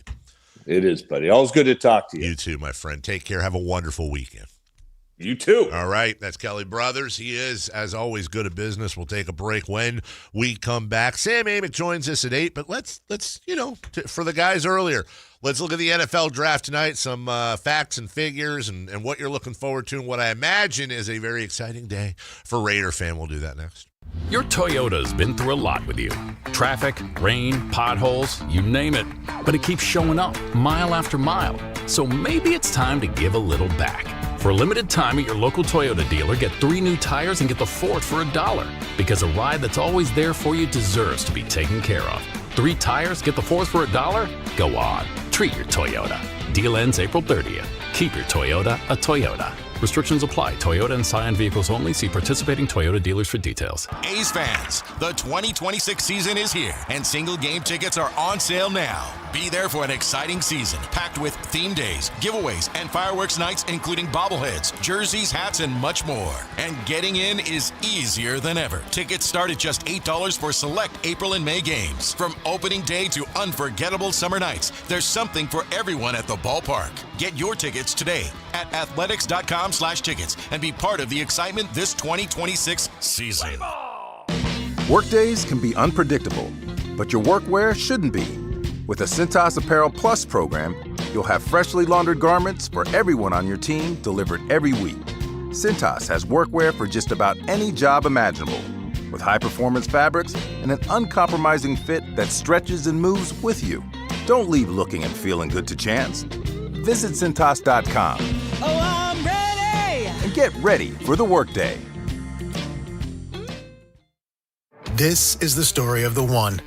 As a maintenance tech at a university, he knows ordering from multiple suppliers takes time away from keeping their arena up and running. That's why he counts on Grainger to get everything he needs, from lighting and HVAC parts to plumbing supplies, all in one place. And with fast, dependable delivery, he's stocked and ready for the next tip-off. Call 1-800-GRAINGER, click Grainger.com, or just stop by. Grainger, for the ones who get it done. If you're not looking for a brand new car, at Elk Grove Honda, we've acquired some of the best pre-owned cars we can find. We've kept only the best of our trades, and our buyer has found some of the finest pre-owned Hondas available in Northern California. You can see for yourself at elkgrovehonda.com. Whether you purchase a brand new Honda or a like-new pre-owned Honda, your car buying experience will be the same. We have the right Honda at the right price. You'll find us in the Elk Grove Auto Mall, Highway 99 and Elk Grove Boulevard. I gotta get an Elk Grove Honda. Are you bringing 4 or more to the ballpark? The Sacramento Rivercats Family Fun Pack makes it easy. Get 4 hot dogs, 4 sodas, 4 tickets, and 4 Rivercats items bundled together for unbeatable value. Grab your Family Fun Pack today at rivercats.com.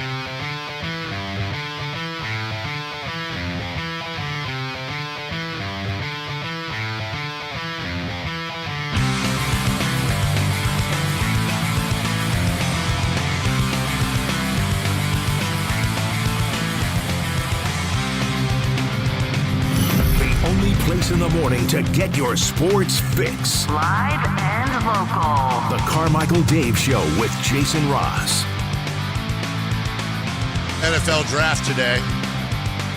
If you're looking for breakdowns and draft grades and all that, I'm sure you'll get that plenty of other places. I'm more into fun facts. We do know Fernando Mendoza will almost certainly go number 1 to your Las Vegas Raiders. And a new era will begin, we hope. Truly, I hope. The league's better when the league is better when the Raiders are competing. The Raiders will be on the board first, followed by the Jets, the Cardinals, the Titans, and the Giants with 2 picks in the top 10. And they say the draft really starts after the first pick. If you're looking for a fun NFL factoid, draft factoid to share with your friends around the water cooler, the microwave, wherever you gather, here's a fun question. Did you know that there was once a team that in the same year selected 2 quarterbacks with the number 1 pick? Same team, 2 quarterbacks, both with the number 1 pick. It's a true story. The team was the Dallas Cowboys. The year was 1989. 1989. Thank you. Shout out Public Enemy. They drafted UCLA's Troy Aikman with the number 1 pick in the draft. And then some of you may remember they used to have what was called a supplemental draft. The Dallas Cowboys also had the number 1 pick in the supplemental draft.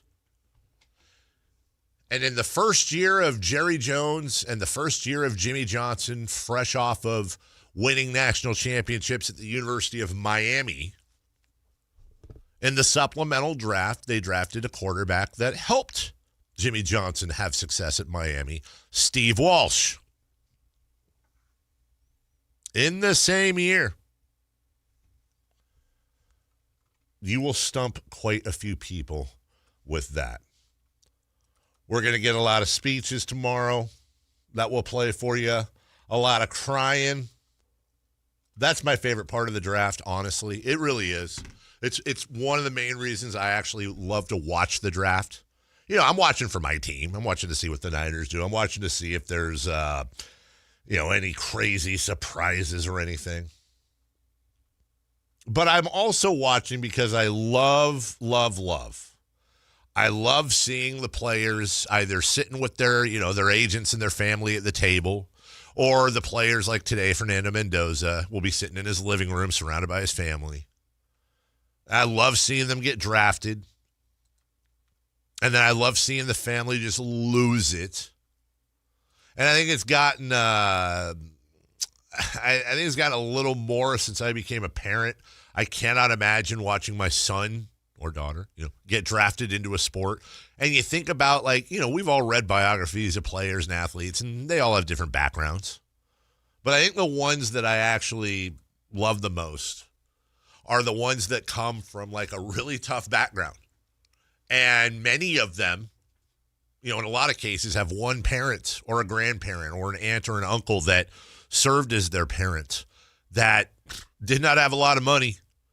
And you see a lot of times ESPN does do a really good job with these. They'll do the human interest piece. Christopher Ladd, came up in a tough and suffered X, Y, and Z tragedy growing up and was, really behind the 8 ball in a lot of different ways, but he worked super hard, and his Aunt Lillian took him to practices an hour away every day when she got off of work as a blah, blah, blah, blue-collar job. And they didn't have a lot of money, so Chris worked on the weekends mowing lawns to help supplement, or was equipment manager for the varsity team while he got to play, and that paid for his uniform, and years and years and years of this. And his Aunt Lillian estimates over 714 practices she drove an hour to each day. And now is the culmination of all that hard work as Chris goes number 4 in the draft. And with that comes more money than they've ever seen. And then we interview Chris, and, hey, Chris, what are you going to do with your money? Well, first thing I'm going to do is I'm going to buy my aunt a house.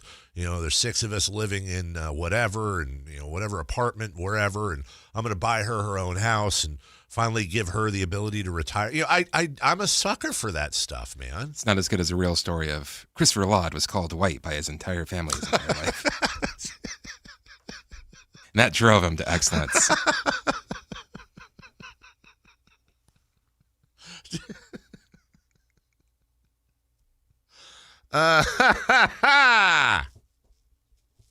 There's the punch bowl, and you just threw something in it.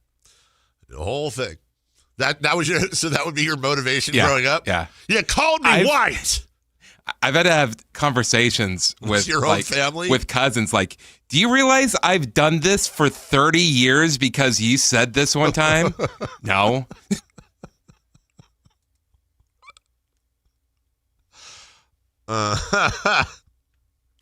But you know what? Great soundbite in your interview. I'm a sucker for that stuff, man. It's one of the few times, when my wife and I watch Jeopardy, if I have the remote, I fast forward through all the parts where they, we come back from commercial break after the first part of the first round. I always fast forward through That's the part. the best part. Ah, Christ, you and my wife. One of the best drops from Jeopardy is Alex Trebek talking to one of the guests and her saying that she was into nerd hip hop. Nerd, what was it? Nerdcore or something? Yeah. Yeah, and then his answer was, and then well, let's save that for the audience here right now. Her favorite type of music is something I've never heard of, but it doesn't sound like fun. I think it's very fun. It's called nerdcore hip hop. It's nerdcore hip hop. Yes, it's people who identify as nerdy, rapping about the things they love: video games, science fiction, having a hard time meeting romantic partners. It's really catchy and fun. Losers, in other words. Well, Susan. I've heard it like 1,000 times, dude. That is the most savage thing in the history of television. And you would have fast forwarded through it. Look, hey, diamond in a tailpipe or whatever the saying is, like a needle in a thingy. And Alex Trebek, one of the most beloved TV personalities ever. And he absolutely savaged Susan. Susan Cole is from Bowie, Maryland, and her favorite type of music is something I've never heard of, but it doesn't sound like fun. I think it's very fun. He's already going in on it. It doesn't sound like fun. It wasn't like, and this is interesting. I've never heard of this before. Ken Jennings would never. Nerdcore hip hop. It's nerdcore hip hop. Yes, it's people who identify as nerdy, rapping about the things they love: video games, science fiction, having a hard time meeting romantic partners. It's here it comes, guys. Now you're prepared. You notice he lets the audience laugh. Yep. And trail off. The timing's until perfect. It's completely quiet. It's Carson-esque. really catchy and fun. Losers, in other words. Well, I think the best part is honestly her going. I wish they had the rest of the clip because the best part is her going. Well. Now, did she say well and fight back, or did she go? Well, you have a point. And honestly, did she recover from that? Not to mention, I've never done this before. Now I kind of want to know what nerdcore hip hop sounds like. I want to hear about people rapping about their lack of romantic partners and, science fiction, all the other stuff she said. We'll take a break. When we come back, he's not in nerdcore. He's the man. Sam Amick. I know I'm shamelessly pumping the poll here. Hey, darn right. Joins us next. Download the Sactown Sports app. Sacramento sports in your pocket. This is Sactown Sports 1140. This is the story of the one. As a safety manager at a manufacturing plant, he does everything he can to keep his coworkers safe. From finding ways to reduce risks to keeping safety supplies in stock. And for that, he relies on Grainger. Grainger offers a broad range of quality products and next-day delivery, so he can always play it safe. Call 1-800-GRAINGER, click Grainger.com, or just stop by. Grainger, for the ones who get it done. Sacramento weather is brought to you by Elk Grove Honda. I'm Tamara Berg in the KCRA 3 Weather Center. For your Thursday, we are drying out. Cool start for the day, and as we get into the afternoon, plan for mainly sunny skies and temperatures close to normal. Highs to peak today in the low 70s.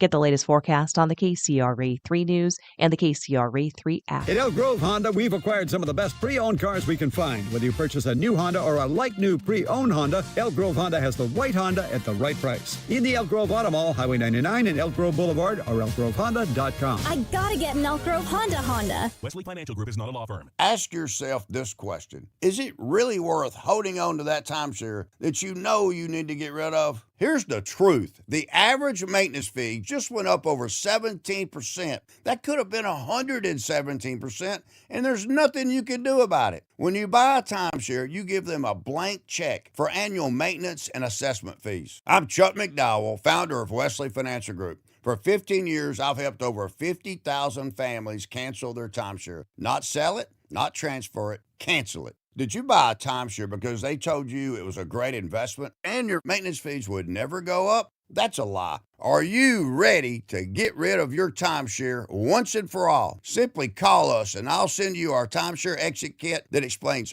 all your options for cancellation. Call Wesley now for your timeshare exit kit. 800-881-4300. 800-881-4300. 800-881-4300. What's up? We're talking to Chad Hoblet of Hoblet Dodge Chrysler Jeep Ram in Woodland. Chad, what's happening for the Declaration of Deal sales event? There's no better time to upgrade to a new 2026 Ram 1500 Crew Cab with some of the best fuel economy numbers in the segment. Right now, you can save up to $15,000 off MSRP and get 2.9% APR with no payments for 90 days. Wow, that's savings on savings on savings. The price of gas has people rethinking what they're driving, and Ram's up to 25 MPG is a win. Plus, thousands in savings with 2.9% interest. Now really is the best time to buy a new Ram truck. Search, select, and save through their whole inventory at HobletDodge.com. Nobody beats Hoblet, period. 15,000 toll net savings includes dealer discount and factory rebates. Discounts may include 1,000 Hoblet trade-in assistance on eligible trade, 1,000 Hoblet business owner bonus with proof of ownership, and 500 on-the-job upfit with eligible upfit. 2.9% financing for 72 months through Stellantis for well-qualified buyers. $15.15 per thousand borrowed. Deferred payments available on approved credit. Interest accrues from data purchase. Cannot be combined with certain incentives. Excludes Ram 1500 ROH and Tungsten models. 25 MPG based on EPA published rating. See dealer for details. KHTK HD1 Sacramento, KYMX HD3 Sacramento. From the Power Business Technology Toshiba Studios. This is Sactown Sports 1140. The Carmichael Dave Show. He's on the microphone when he's not on the microphone. He's playing a song, and when he's not playing a song, he's on the microphone, and then boom. With Jason Ross. No, he didn't. Yes, he did. Call or text at 916-339-1140. It's the Carmichael Dave Show with Jason Ross on Sactown Sports. Okay, I spent some of the break researching that. Hip-hop nerdcore, as referenced by Susan on Jeopardy. I'm good. I'm good, dude. Chris, I played some of that for you. Like it or spike it? Spike. Yeah, big spike, dude. I mean, good for them. But it does seem like something we both agreed. We almost said it simultaneously. It does seem like something that we could see Matt George doing. You are losers. You are dorks. You suck. Not saying that's Matt George, by the way. Joining us right now from The Athletic. He does not suck. Because that would offend Chris's mom, referencing a joke earlier. Sam Amick of The Athletic. Good morning, Sam. Good morning, Dave. Good morning, Jay. I don't see a Jay. Is there a Jay today? Nope, Jason's on vacation. He's nice. Up in Bandon Dunes, playing. It's his yearly golf trip with his buddies, having fun, doing his thing. So, Sam, it's just you and me today. All right, my friend. What do you want to get into? I don't know. Well, I do know, but this is like the old night show days when it would just be back before we had to worry about segments. So you'd just come on and we'd talk for like an hour, and then I'd take like 12 minutes of commercial break. So I guess it's a throwback to our 30s. I like it. I'm here for it. What? We were talking earlier, Sam, about Dylan Brooks, Shai Gilgeous-Alexander, and Devin Booker last night. I know you're up to speed on all that, and Devin's going to be probably $35,000 to $60,000 lighter in his wallet, which he can handle, and he knew that. We have talked through much of the year, Sam, whether it's tanking, 65-game rules, et cetera, et cetera. We've talked about how the NBA can be swayed by public opinion. Did you feel a little bit of that last night with their comments, and is this something the NBA cares about? Unpack it a little bit more. Swayed by which public opinion? That the decibel level on the complaints is going to change the tenor of the series? Yeah, which is they have shown in the past, and we've talked about, you and I, that does happen. Well, now you got players backing up what a lot of fans are saying, which is the Hardens of the world, the SGAs of the world, the foul merchants, if you will, not conducive to good basketball viewing. Yeah, I mean, we got annual, big time complaining every year. This did not move the needle that much for me. If anything, I thought it was interesting from the Devin Booker standpoint. Just he hasn't played that well in the play-in. I don't know what he finished with yesterday, but he's trying to find his way on this team where he does finally have some help. And really you could argue that he hasn't been playing at the level that we're used to seeing from him. So it seemed like a little bit of misplaced frustration. And I mean, OKC does that to you. So I mean, yeah, the whole league complains about the relationship between the Thunder and the refs because of Shea's style and their defense, which is like the old, I think we've talked about it before, the old Jerry Sloan adage about if you're fouling the entire game, they can't call it every time. That's kind of what the Thunder do. So no, I don't see, to your question, that having a big time impact on the whistle. I think it's just the reigning champs getting under somebody's skin. Well, my follow-up, I'm absolutely putting my head on the guillotine here, so be gentle with me. Ooh, nice. All right. I'm openly setting myself up to be incredibly clowned by you if this goes one way. We talked about ref accountability, and I know you guys have your very popular player poll that goes out at the end of the year.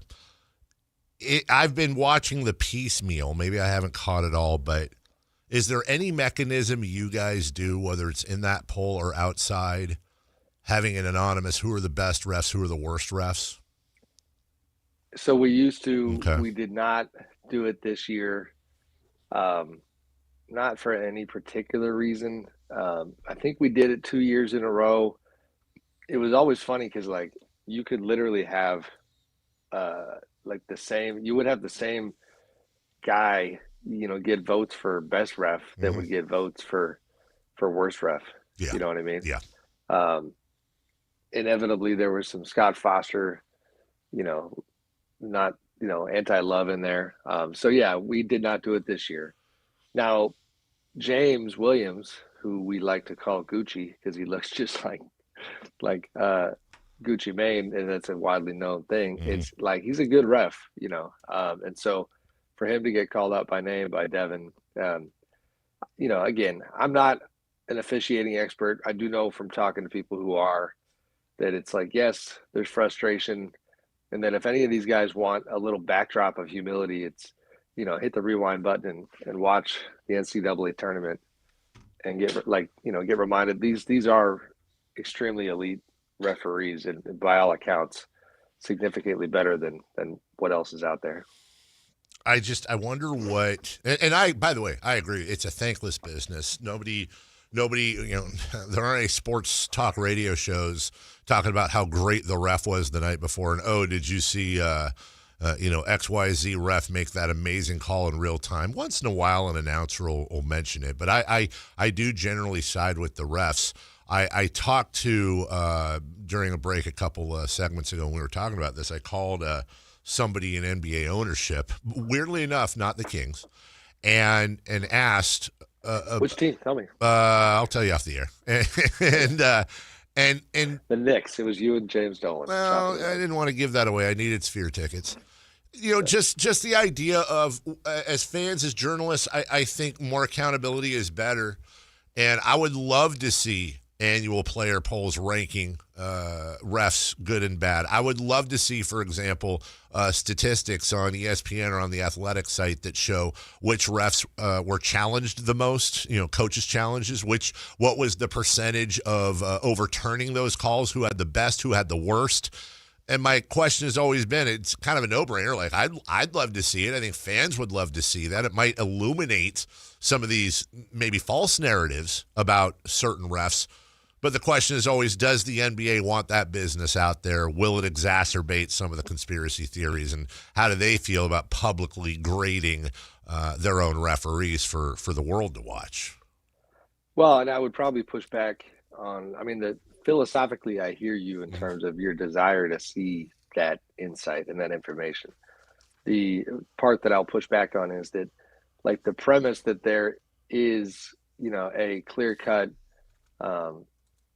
effective way to share that information that actually conveys who's good and who's not is very much up for debate. And in fact, the referee culture you talk to longtime referees, and one of the major complaints about today's era within the NBA is that they have become so analytically minded that, numbers and stats, that they do have, a way to gauge all this stuff that, let's just call it like the referee's batting average, right? Like this is something that gets recorded every single night.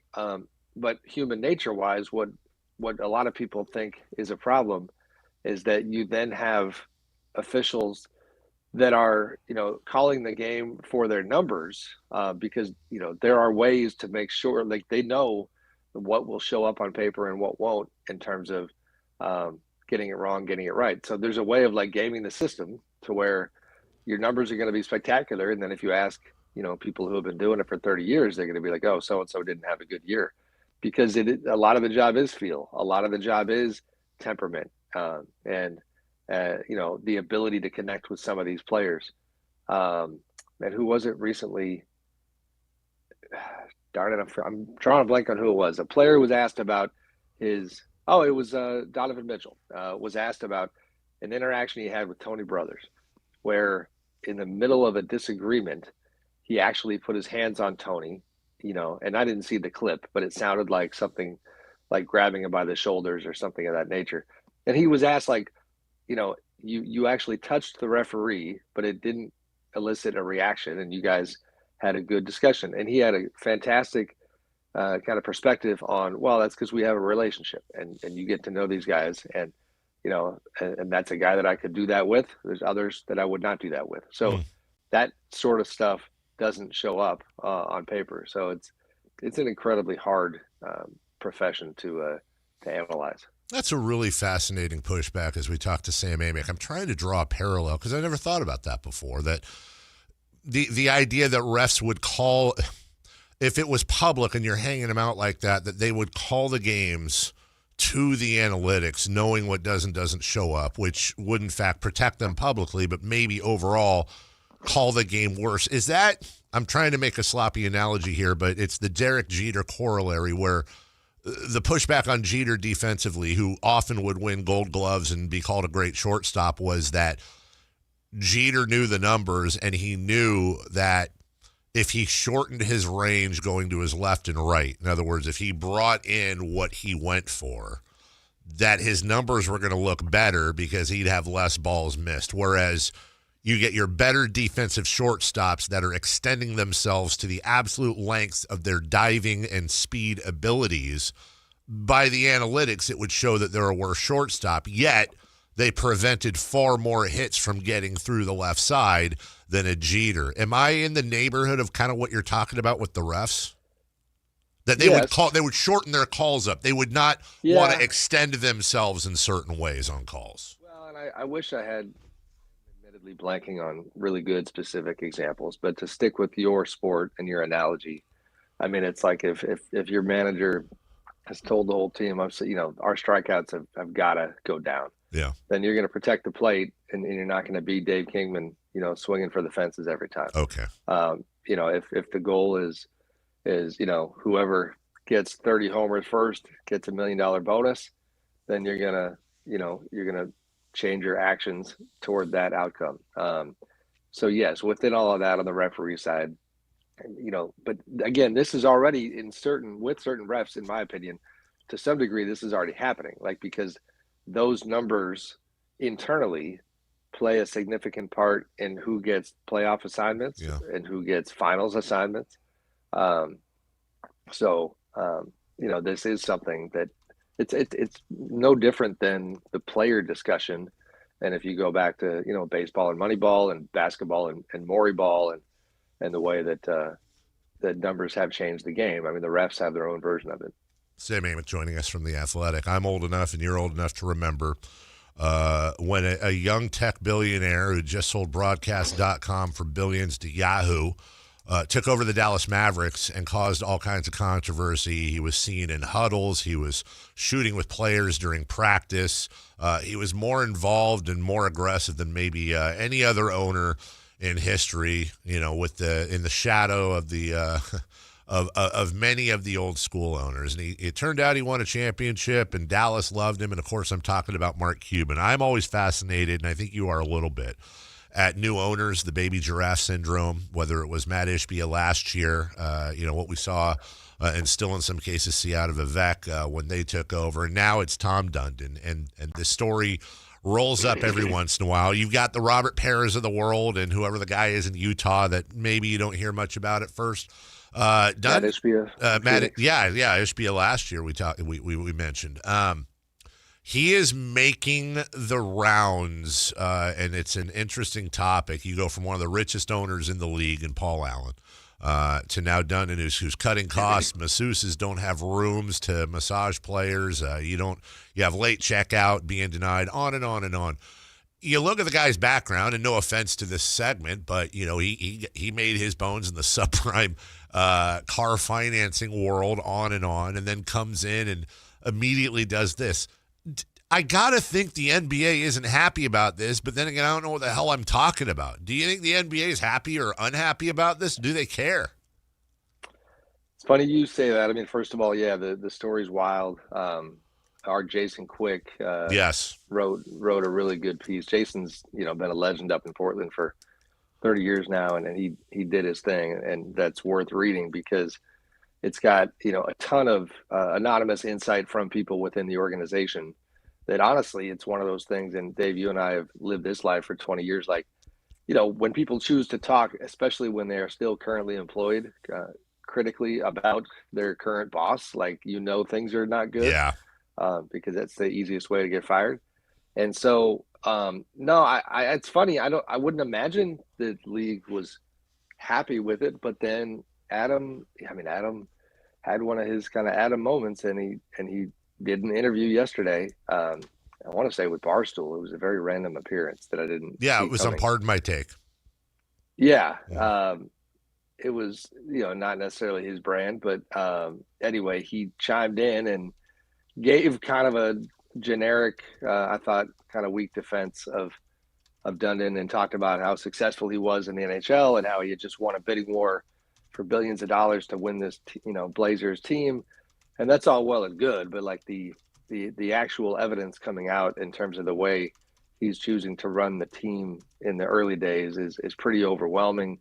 I have talked to some other folks within the league who were not on camera, who absolutely were shaking their heads and just hoping it goes better soon.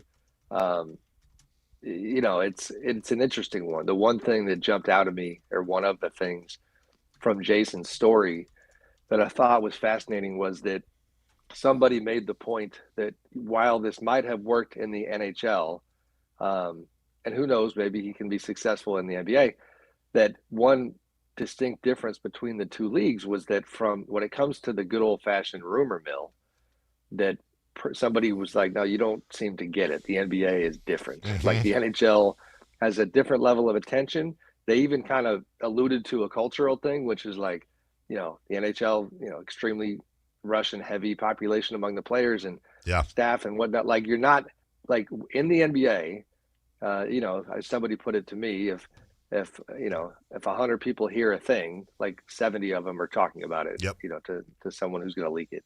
So stuff gets out. The other difference between Dundan seemingly and a lot of the other owners that you mentioned, Dave, is that I can, I guess, kind of appreciate and respect a little bit, is that by all accounts, he does not give an F in terms of this reaction. He's not, calling a PR crisis manager to figure this thing out right now.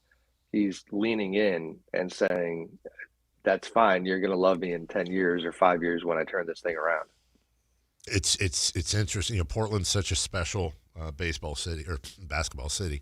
And we referenced the Jason Quick article. In fact, we went into it quite a bit without giving away the paywall, but took excerpts from that because Jason's forgotten more about the Blazers than most will ever know. And you're right. I mean, just the anecdotes, the things he was able to get and share. It is interesting that Dundan doesn't care. And I guess at this point, and this is always a dangerous road to go down, and I'm going to talk about this again at 9 a.m. Sam, at what point is it the fault of the fans? And I'll back up. Do the fans, especially American fans, and I'm not asking you as, the NBA, I'm asking you as Sam Amick, dad, and lifelong sports fan, Niner guy, Giants guy. Do the fans not realize, for example, the amount of power they could demonstrate in this situation, voting with their feet, doing things to it? Just really seems like any owner in American sports knows that, hey, you're going to watch and you're going to come and you're going to pay for the $18 beer and whatever, don't care, like it or don't like it. Am I being too dramatic? No, I just think it's too early to expect that out of the Blazers fans right now. You know what I mean? Like, okay, a couple stories have gotten out.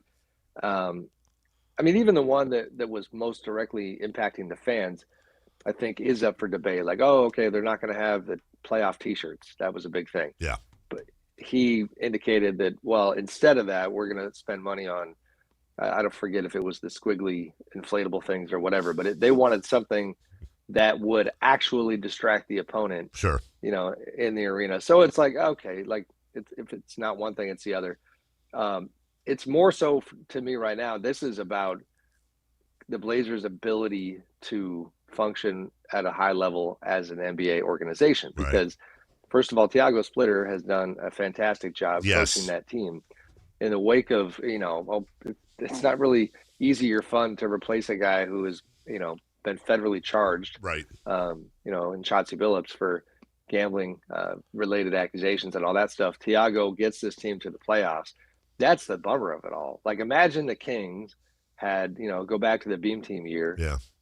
They got in and you break this streak, and the Blazers streak was only 5 years out of the playoffs, but still everybody's excited, and then all you're hearing about is this stuff.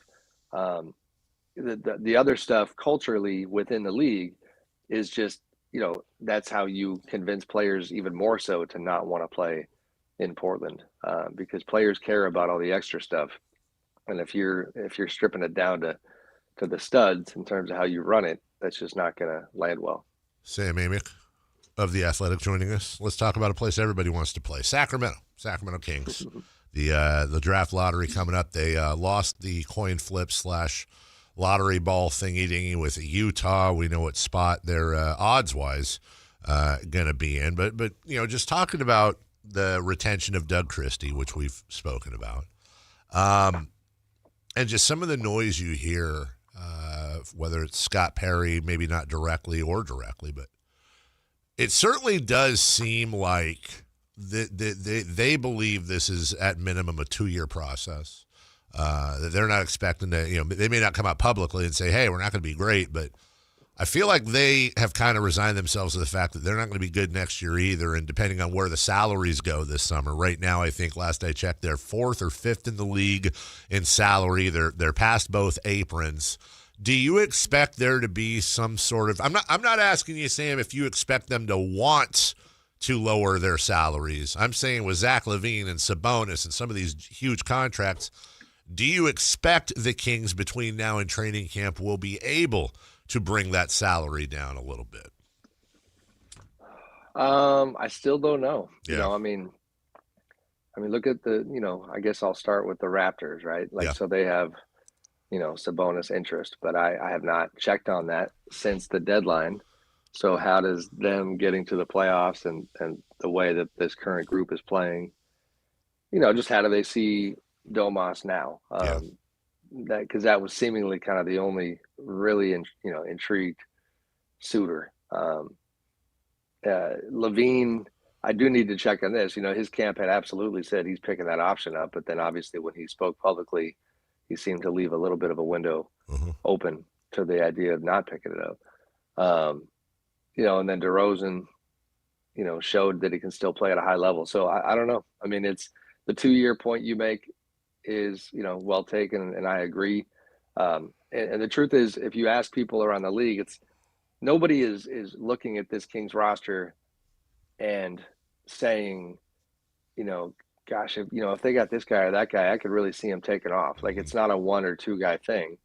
There's obviously positivity around Maxime Renaud. That's a nice part of their season. You got some role guys with Cardwell and obviously Nick Clifford finding his way. And then Keegan needing to be a guy, like a real guy. So the timeline of it seems about right to me. The Doug Christie factor within that does make sense in terms of where their heads are at. And really the only pathway, we've talked about this ad nauseum, is like, unless they're going to gamble and do, a Ja Morant type thing to try to speed up the timeline, then this is probably what you're looking at.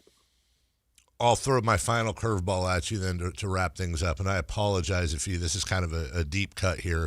I hate putting you on the spot, but let's talk about Zach LaVine and his perceived ambiguity at re-upping. Do you know, to your knowledge, is there a mechanism where the player or should I say the agent and or the franchise can officially give permission for example, the agent to go to other teams and see what they would have? And what I mean by that is, okay, I'm not going to opt out, but hold on a second. Memphis is off. Memphis is willing to give me a 3-year, $90 million deal if I opt out. Okay, now I'm going to opt out because I'll take the $90 million over the 50. Does that mechanism exist? I mean, unofficially, yes. Okay. It's just not ever the type of thing that the league is going to, especially if both parties are comfortable. There's not going to be an investigation there. I mean, it's fun. I had one last week where in our story about LeBron, I had just very candidly written that that teams interested in LeBron were aware that he had been reluctant, or had been informed by his camp that he was reluctant to leave LA. And one of my editors had said, well, should we write it this way? We're not necessarily trying to get somebody hit for tampering. And it was like, well, trust me, like nobody's losing sleep over something like that. I mean, that, like, Rich Paul is Zach LaVine's agent. He's also LeBron's agent. And, I have great confidence that Rich, in pretty like openly and in the light, has had discussions with all kinds of teams about Zach to find out what might be out there for him, and that informs ultimately what Zach is going to do. I'll leave you with this. Where are you at? Just want an update. Where are you at with my theory that LeBron plays 2 more years and retires at the LA Olympics winning a gold medal? It seems like I don't see it, because it's a longer conversation. It's the craziest thing I've ever witnessed covering this league, to see a guy who, like Dave, he is to some degree like a regular guy like you and I in our 40s. I'm not even kidding you. Like, as far as like wanting to go, he's at that stage. Like, he wants to hang with his family, and he wants to get off the road, like golf and garden. Golfing has literally become his thing. I saw him in San Francisco recently, and I knew that Rich Paul had been at the Masters that weekend, and I joked with him like, hey, you got to work and Rich gets to go to the Masters. Like he literally had FOMO that weekend. Like, so that type of stuff, like when you see him, by the way, complaining about, and it was, off color, whatever, but like how he doesn't like Memphis. Right. And then he takes a shot at Cleveland even, and takes a shot at Milwaukee, I think. Like, this is this part of him that is sick of being on the road. He's just being cranky, And so the 2 years thing, I have a hard time seeing him make it 2 years, because it seems like, as great as he is, that's the craziest part, is that then you have to reconcile that energy with, like, oh, by the way, he has the Lakers up 2-0 and looks like he's 25 years old. Those are two very kind of opposite things to kind of put together, but it's been incredible to watch. Also, he's missing all the Murder, She Wrotes and NCISs, Blue Bloods, 60 Minutes. You know the drill. No doubt. Sammy, you see, I know we got to go. I took some flack. I wrote my LeBron column the other day, and I basically whined about how I got a shoulder injury that won't heal, and how, as I watched LeBron do his thing, that's all I could think about was, like, we are both in our 40s, and I am broken and can't ever heal. And how in the hell did you just do a reverse windmill, after blowing by Kevin Durant? Were you wrestling with your kid? Is that what it was? The shoulder? No, it was gym stuff. It was just trying to stay in shape. And there you go. There you go. I walked right into it. Yeah. I was powerlifting, trying for a PR, and I hurt my shoulder. I see you, dude. All right. Then. Well, Thanks, I got a back injury about a month ago sleeping, so I hear your pain. We can compare blood pressure medications and Cologuard boxes. Thank you for your time, and I'll talk to you next week. I'll see you. See you. It's Sam Amick of The Athletic. We'll take a break when we come back. Quick break here. We go around the NBA. We got another award out, and we got what? We got an hour and a half left. We got a lot to get to on an NFL Draft Thursday right here on Sactown Sports. On the move? Got somewhere to be? Take Sacramento Kings basketball with you. The Sactown Sports app will let you stay connected to your passion. Never miss a moment of Sacramento Kings basketball with the Sactown Sports app. If your business depends on reliable vehicles, it's time to upgrade your fleet at myelkgrovechevrolet.com. We specialize in fleet pricing, bulk discounts, and fast approvals, so your team stays on the road and on the job. From work trucks and vans to fuel-efficient sedans and SUVs, we have the inventory, service, and financing to keep your business moving. Call or visit myelkgrovechevrolet.com today and ask about exclusive fleet savings. myelkgrovechevrolet.com. Driving business forward. Country in the Park is back. May 8th and 9th at Cal Expo. Miranda Lambert. John Party. Chris Young. Turnpike Troubadours. Dylan Scott and more. Line dancing live DJs, Mechanical Bulls, huge festival area, and food trucks. Tickets start at only $68. Country in the Park. May 8th and 9th at Cal Expo with Naturewood Home Furnishings, Metro by T-Mobile, and A1 Appliance. More info at CITPFest.com. Are you looking for a night out that actually delivers? Grab your friends and head to Sutter Health Park for Sacramento River Cats baseball. We've got cold drinks, great vibes, and live baseball all in one place. Get your tickets at rivercats.com. Yo, Palisades crew. Johnny Mosley here, blasting into your Thursday with the Toyota Tahoe report. The Toyota's locked and loaded, so let's swing open the door, peek at the conditions, and see what Mother Nature is serving up today. Thanks, Johnny. The storm has cleared at Palisades Tahoe and is looking spectacular. Sunny skies, highs in the mid-40s, and light winds. Fresh snow from this week's storm means incredible conditions on the upper mountain. This report is brought to you by your local Toyota dealers. Toyota, let's go places.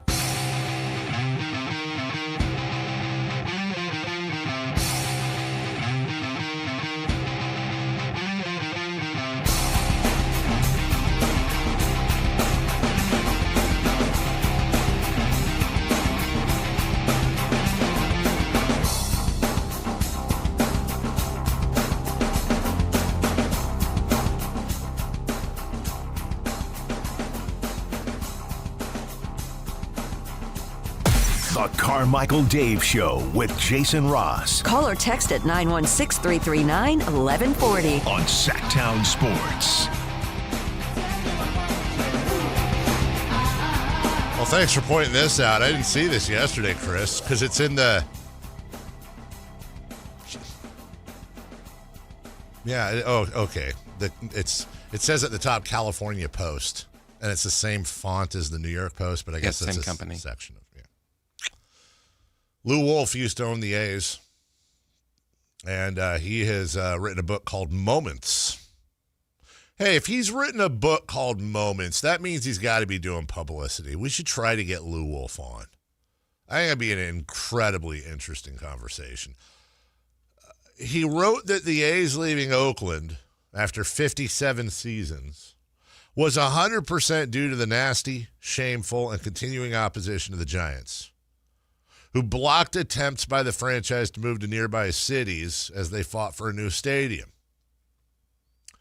You may remember Wolf owned the A's from 2005 to 2016, and he pointed the finger at the Giants' territorial rights that extended into Santa Clara County, including San Jose, which killed off their South Bay relocation.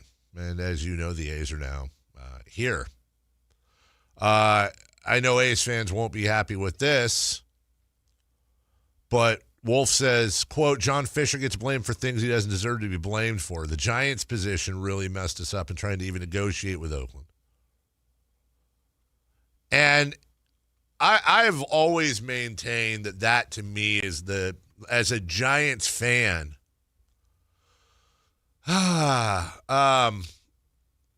It's tough. I do not like I don't like the Giants ownership at all. Bring back, I mean, I know he's passed away, but give me Peter McGowan any day of the week. Mr. Lurie any day of the week. And it's one of those things that, we always have to deal with in life when it comes to our art, whether it's sports, music, acting, actors, whatever, where you have to separate art and artist. Like, I'm going to stay a Giants fan even though I hate their ownership. And what people forget, and I don't know why they wouldn't, it's a long, long time ago, is that the A's played a major part in the Giants staying in San Francisco. What people forget is that the Giants in the early 90s were gone.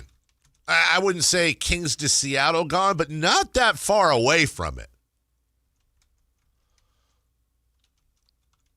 And amongst other things, there were other factors.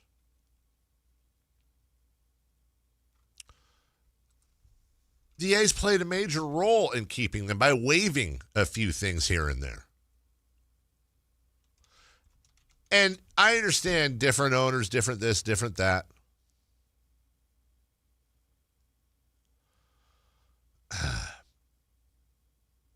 It's really frustrating. And I think Lou Wolf's right. Because had the Giants eased up on their territorial rights, the A's would still be in the Bay Area. They'd just be, a little south. And I know that's not Oakland. The Giants, I don't know that people realize how close they were to going to Tampa Bay. I mean, they were like, they were right there. There had been a group of investors in Florida that signed a memorandum of agreement to buy the Giants from Bob Lurie. And then the National League owners rejected it.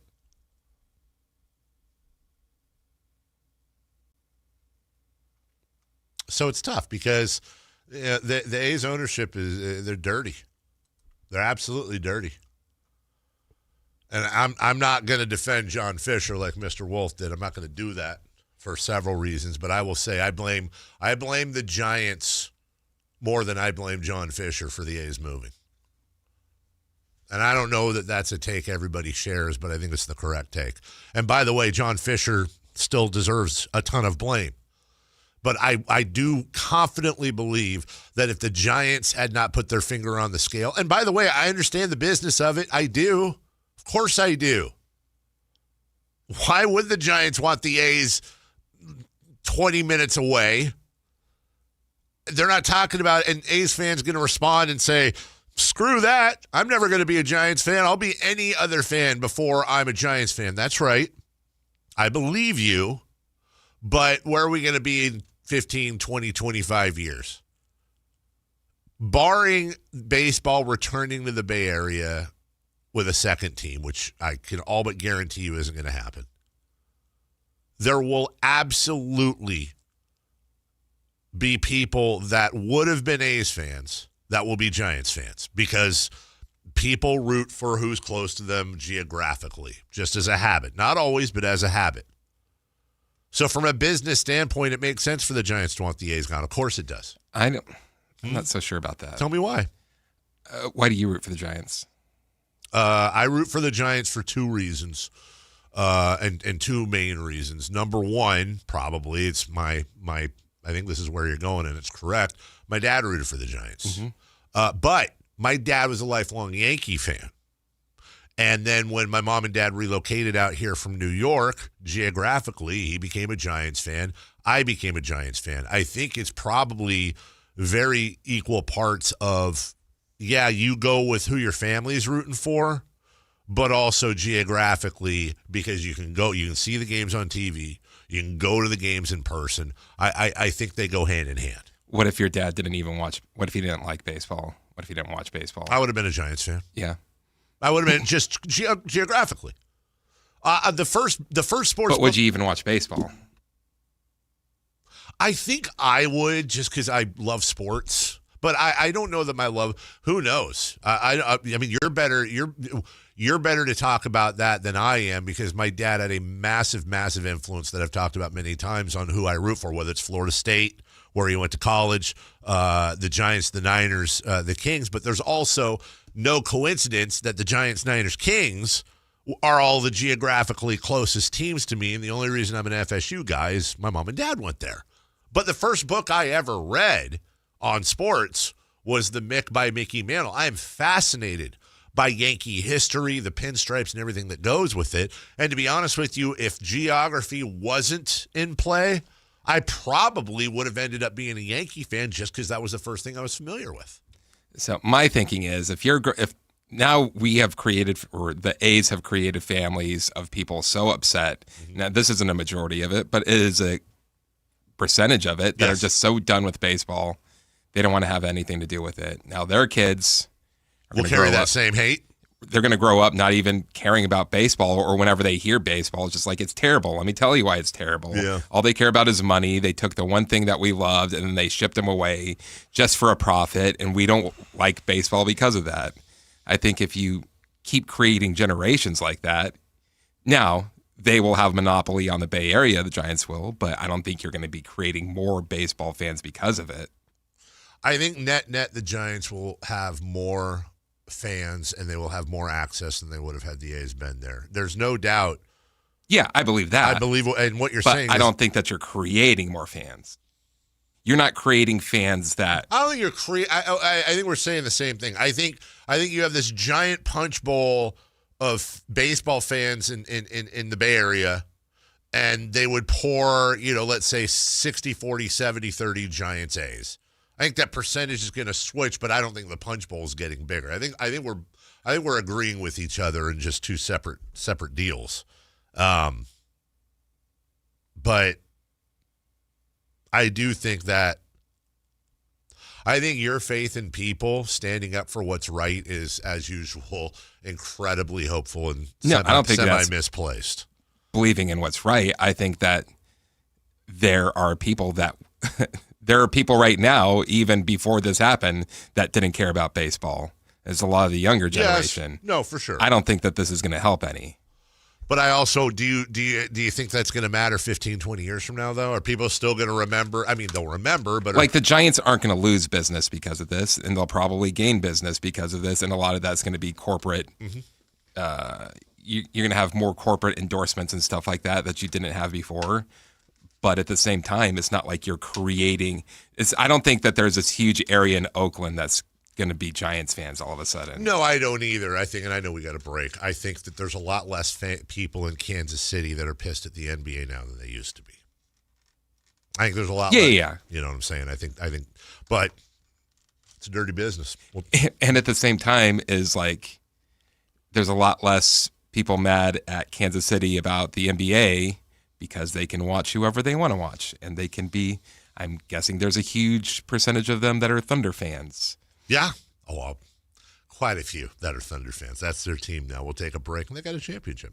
When we come back, what the hell are we going to do here? Well, when we come back, what's hot, what's not, we'll go streaking, and we got a lot saved up for you coming up after this. To 15-year-old Harper, buying an $80 vintage rock t-shirt is a great investment. To Harper's mom, this logic has a few holes in it. So she helped Harper open a Wells Fargo Clear Access banking account. With no overdraft fees and tools to track spending, Harper's learning, one heavy metal tee at a time. However you make money work, Wells Fargo can work with that. Terms apply. Visit wellsfargo.com/deposit disclosures for fees and details. A's fans, the 2026 season is here, and single game tickets are on sale now. Be there for an exciting season packed with theme days, giveaways, and fireworks nights, including bobbleheads, jerseys, hats, and much more. And getting in is easier than ever. Tickets start at just $8 for select April and May games. From opening day to unforgettable summer nights, there's something for everyone at the ballpark. Get your tickets today at athletics.com/tickets and be part of the excitement this 2026 season. This is the story of the one. As a maintenance tech at a university, he knows ordering from multiple suppliers takes time away from keeping their arena up and running. That's why he counts on Grainger to get everything he needs, from lighting and HVAC parts to plumbing supplies, all in one place. And with fast, dependable delivery, he's stocked and ready for the next tip-off. Call 1-800-GRAINGER, click Grainger.com, or just stop by. Grainger, for the ones who get it done. You bought an RV, and you got an automatic discount from Progressive by bundling it with your home or auto insurance. That's great, but a serious word of warning every RVer should heed.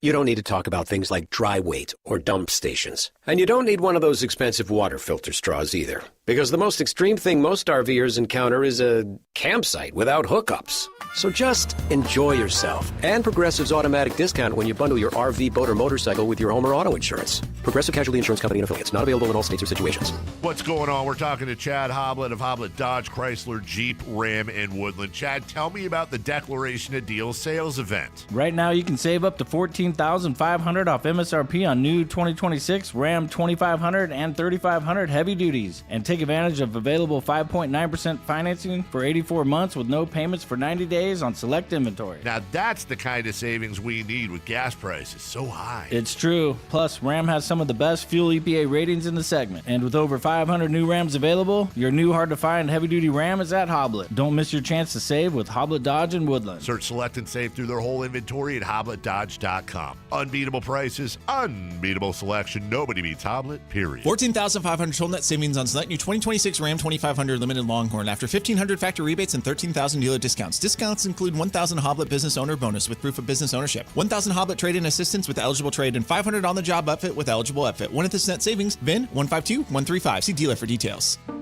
At Fisher Investments, we may seem like other money managers, but we're different. What makes you so different than the rest of us? We ensure clients receive unparalleled service at every step of the relationship. Tell me more.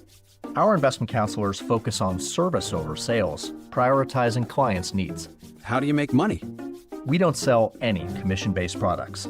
We have a simple management fee based on the value of our client's portfolio. So we do better when our clients do better. What about client portfolios? We get to know each client, their finances, family, health, lifestyle, and more, and then we tailor a portfolio based on their specific goals and needs. Your clients really come first then, huh? Yes, we make them a top priority. Our goal is helping them achieve a comfortable retirement. Wow, maybe we are different. At Fisher Investments, we're clearly different. Learn more at FisherInvestments.com. Investing in securities involves the risk of loss. What's hot? Yeah, hot. Real hot. And what's not? It's not good. Brought to you by American Energy Heating and Air, Sacramento's complete heating and cooling company, and second opinion partner.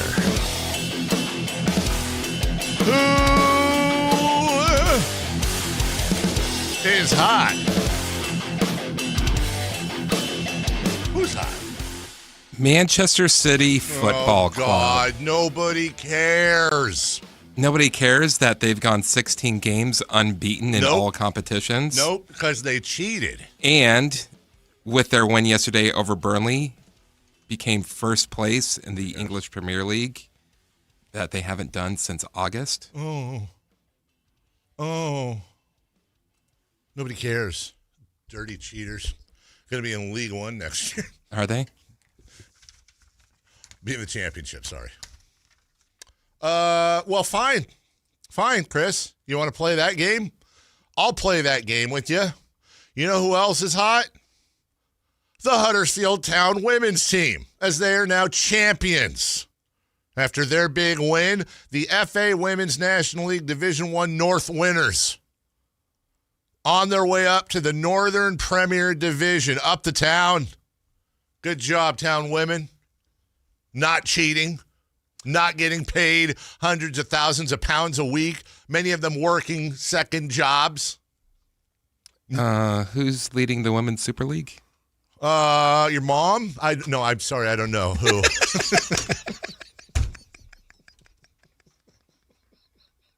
This is very nice to say about your Facebook friends. I'm sorry. That was not direct. That was a royal, your mom, not your specific mother, who I love very much. Who's leading it? Let me guess. Manchester City. Hey, yeah, they've got a 9-point lead over Chelsea. Let's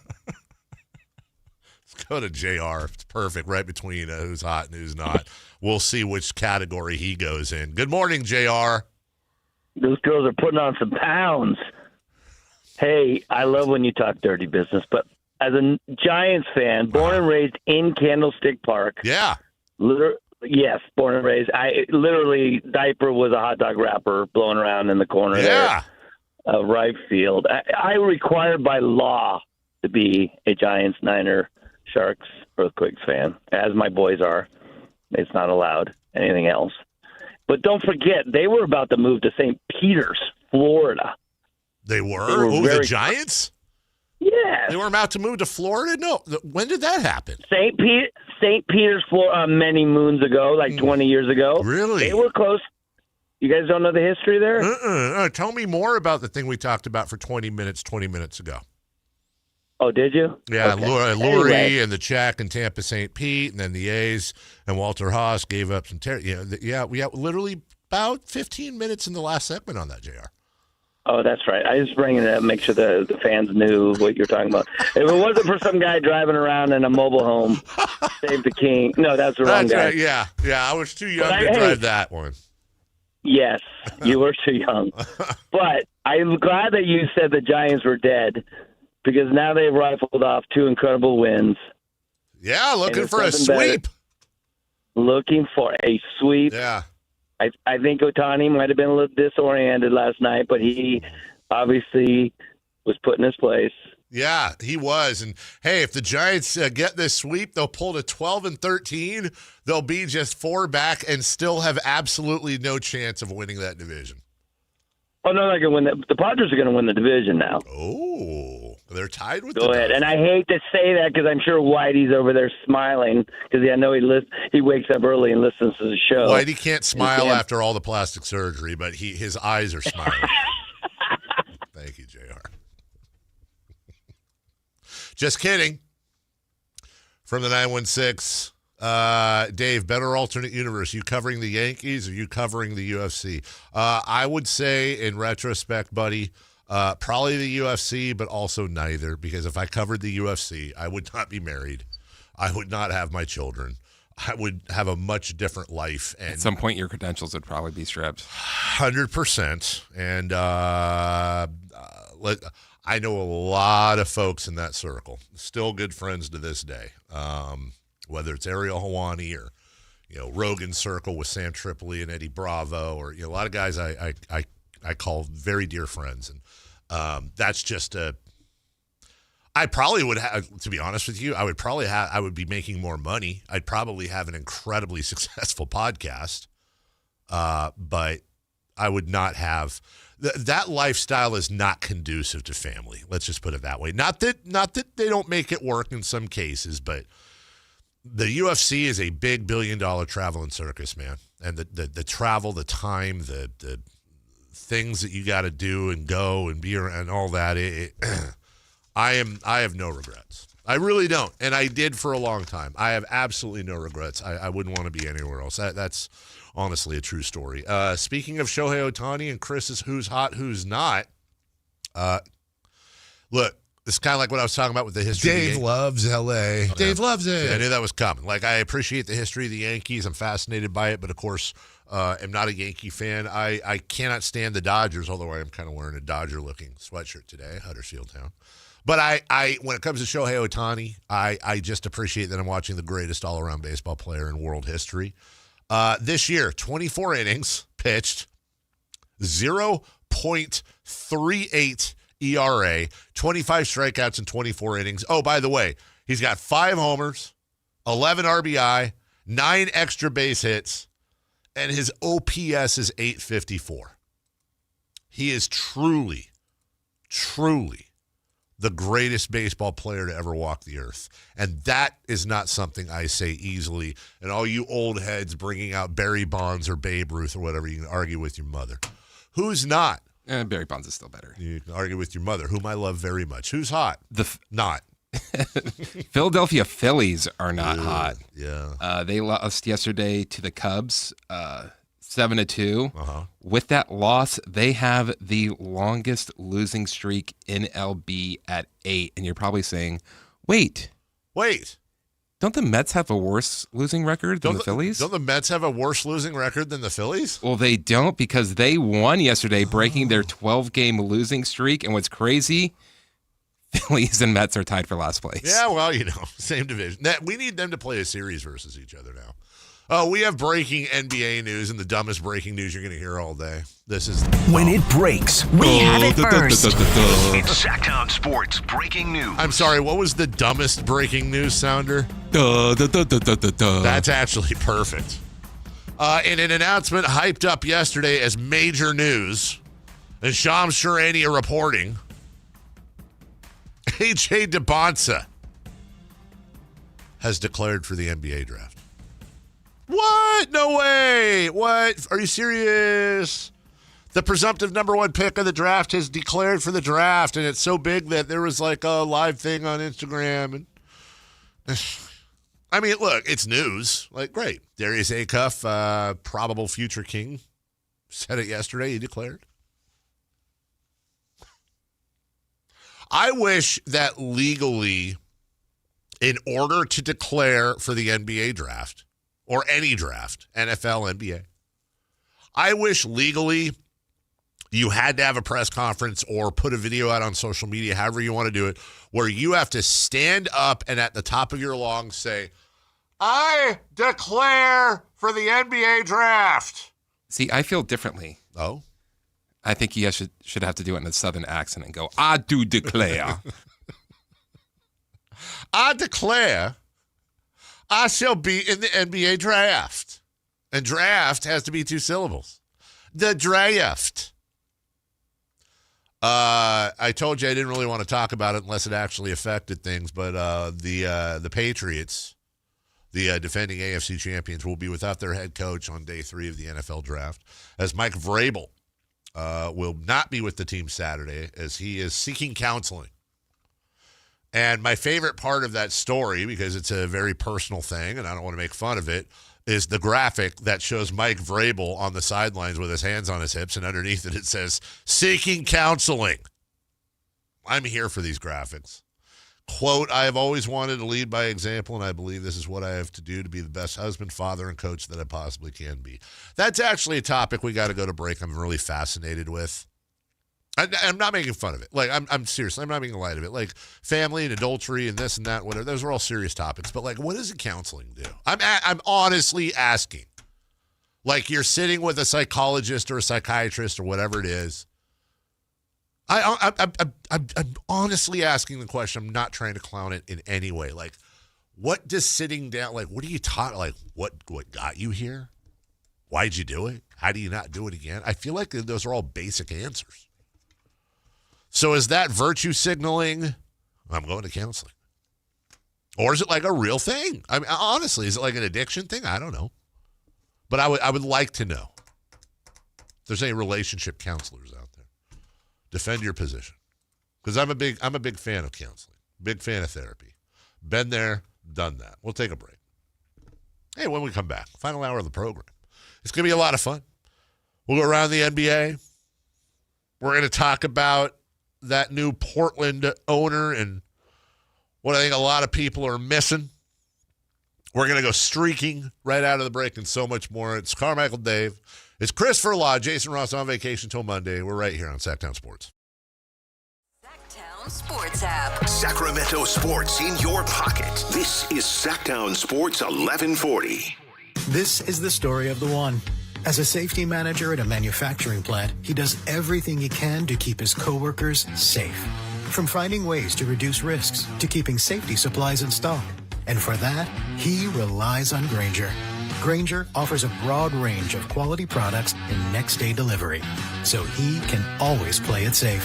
Call 1-800-GRAINGER, click Grainger.com, or just stop by. Grainger, for the ones who get it done. If you're not looking for a brand new car, at Elk Grove Honda, we've acquired some of the best pre-owned cars we can find.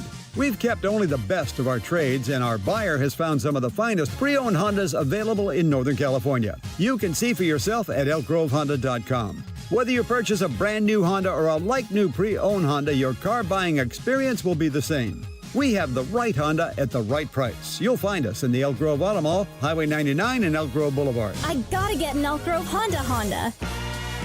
With Popeye's new $6 faves menu, you can get this 3-piece chicken, this 3-piece tenders, this chicken sandwich, or these 2 regular sides for just $6 a piece.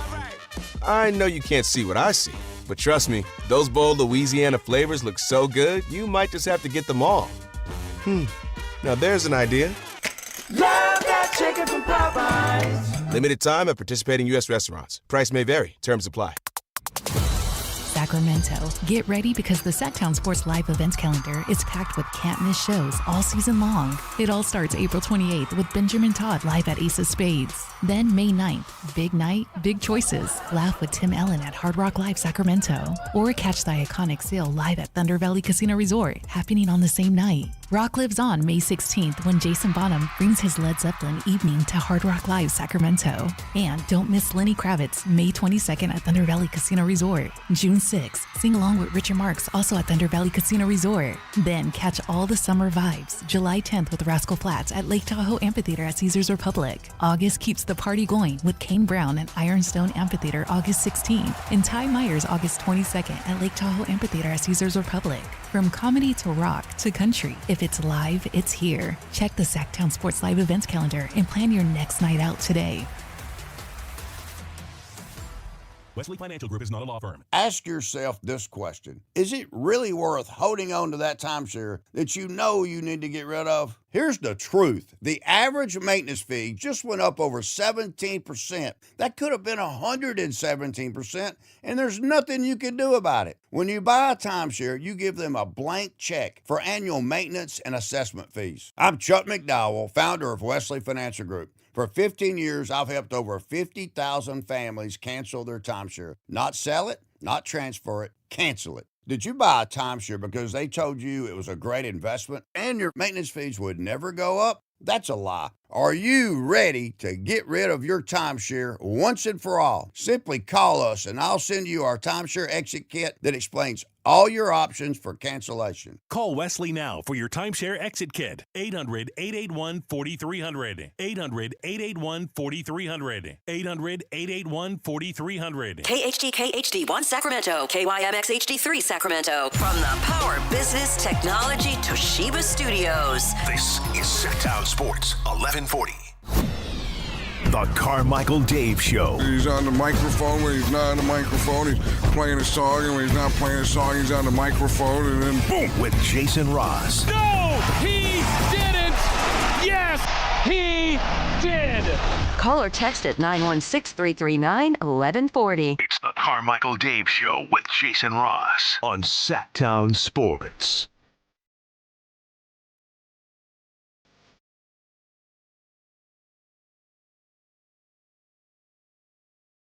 Welcome back.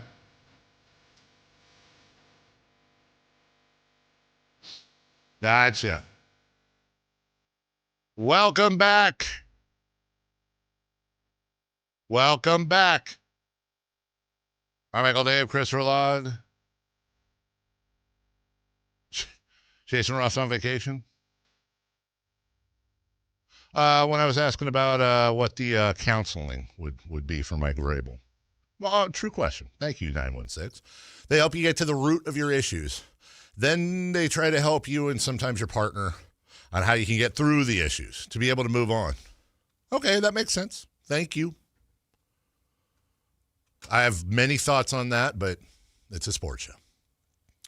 But I think maybe in some cases that works. In some cases that very much does not get to the root of the issue. It is such a thing of just like, why do we need to know all of this?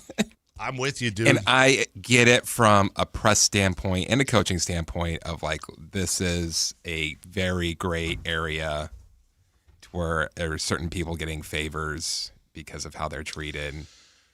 But at the same time, like, come on. Look, man, this is a whole topic that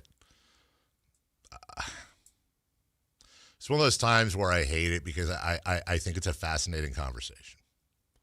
But I also have grown to be wary of these conversations because I think it's a fascinating conversation to have with your friends on a weekend while you're playing spades or drinking a beer or whatever you do. When you have this conversation publicly, everybody's looking for a gotcha. Or looking to, once you start inviting public opinion, you inevitably get the worst of the worst that should not have a platform but do, which is what social media does. I think that's really, it's not just social media, it's like the take culture of you have to have an opinion on everything, and it's got to be black and white, and there can't be anything in the middle. There's no nuance. There is no nuance. Like, I look at this thing, and the only thoughts I've had on it is, number one, as we've said on the show, and you just said right now, it's not my business. If it's affecting the sport, if it's affecting the play on the field, yeah. And then somebody might argue, for example, well, what about if, the owner is participating in criminal this or that or whatever. Well, again, if you're hurting somebody, yeah. And then the argument would be, well, he's hurting his family or she's, I think it reminds me of, I don't want to tell any tales out of school here, but I used to work with somebody long time ago.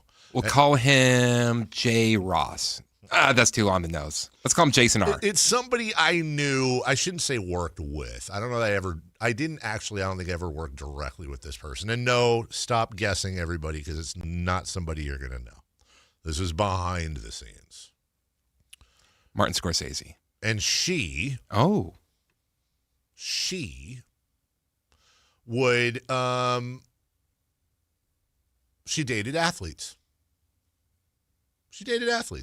Not exclusively, but in amongst the people she dated were athletes. And again, I'm reticent to bring this up because everyone's going to start guessing. And no, you're not going to. I can give you all day. You're not going to know. And what I always wondered was, how do I put this? Would we have the same issue if it was Adam Schefter and he was covering the WNBA? Yes. Is it a gender thing? I think it's a salacious thing. I'm not saying it wouldn't be a story. I can't help but... You would have people poring over his reports and saying, was he being favorable here? Was he helping here? How did he know this? I couldn't help but note that when dealing with this colleague, and this is in a different city. Carmichael. Had it been a male and he was dating beautiful female athletes, right? Would the conversation amongst his peers be, dude, you're a stud. Wow, that is awesome. Oh, I wish I could do that. But when it's flipped, sleeping your way to the top, are you? I see what you're doing. And I don't like that. People's personal lives should be their personal lives to a point. When you are in the public eye, I understand that comes with and it's the weird thing. Rules. Diana Rossini really shouldn't be in the public eye. I'm with you. And this isn't a... reporters should not be famous people. Well, that's not the world we live in now. It used to be the watchword of anything media related that the worst position for a journalist to be in, no pun intended, is when you become part of or the story. That would petrify journalists.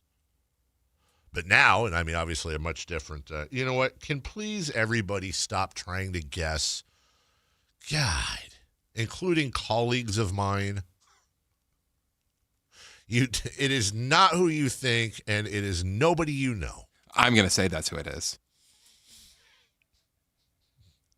People can't resist, man. I what was I even saying right there? I was making a point. Reporters being part of the story. Because that's now part and parcel in a lot of ways. I mean, just look at Stephen A. Smith. I was just going to say, a lot of younger listeners probably do not know that Stephen A. Smith was a newspaper reporter. Yes. Worked for years. Years. Covering the Sixers and Philadelphia sports. Now, how many times do we, I mean, not only does Stephen A. not back away from being a part of the story, he embraces it. How many times have we seen him beefing to beef with athletes? Beft. Past tense.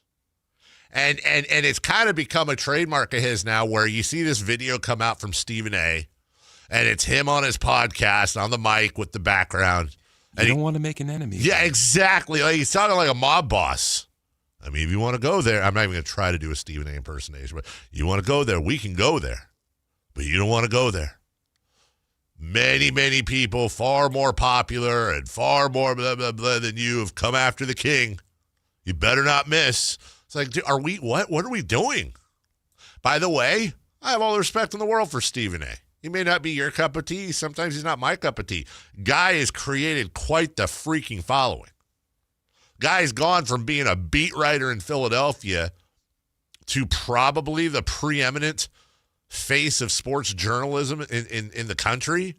Good for him. I couldn't do it. Seriously, good for him. I have no complaints about Stephen A. This isn't a Stephen A. sucks rant. This is a the world has changed rant. Did Mike Vrabel and Diana Rossini do bad things? I don't know, man. The amount of people that are the amount of good people throughout history, men and women, but probably mostly men, that have that have gotten in trouble for matters below the neck, not above the neck. Let's put it that way. You'd need Anyway, I don't know what to say about that, other than I wish everyone the best. And on top of that, I when I think about stuff like that, honestly, when I think of the kids. I think about the kids and the absolute horror of reading about a parent or a loved one going to school, having to hear that. I can't even imagine. Avery or Mason were going to school and like, oh, heard your dad and Christopher Lodbury, dun, dun, dun. Woo-wee. And they got to answer that? You're in my eyesight, Chris. I'm just, Is Marin in town this week, or you have to wait?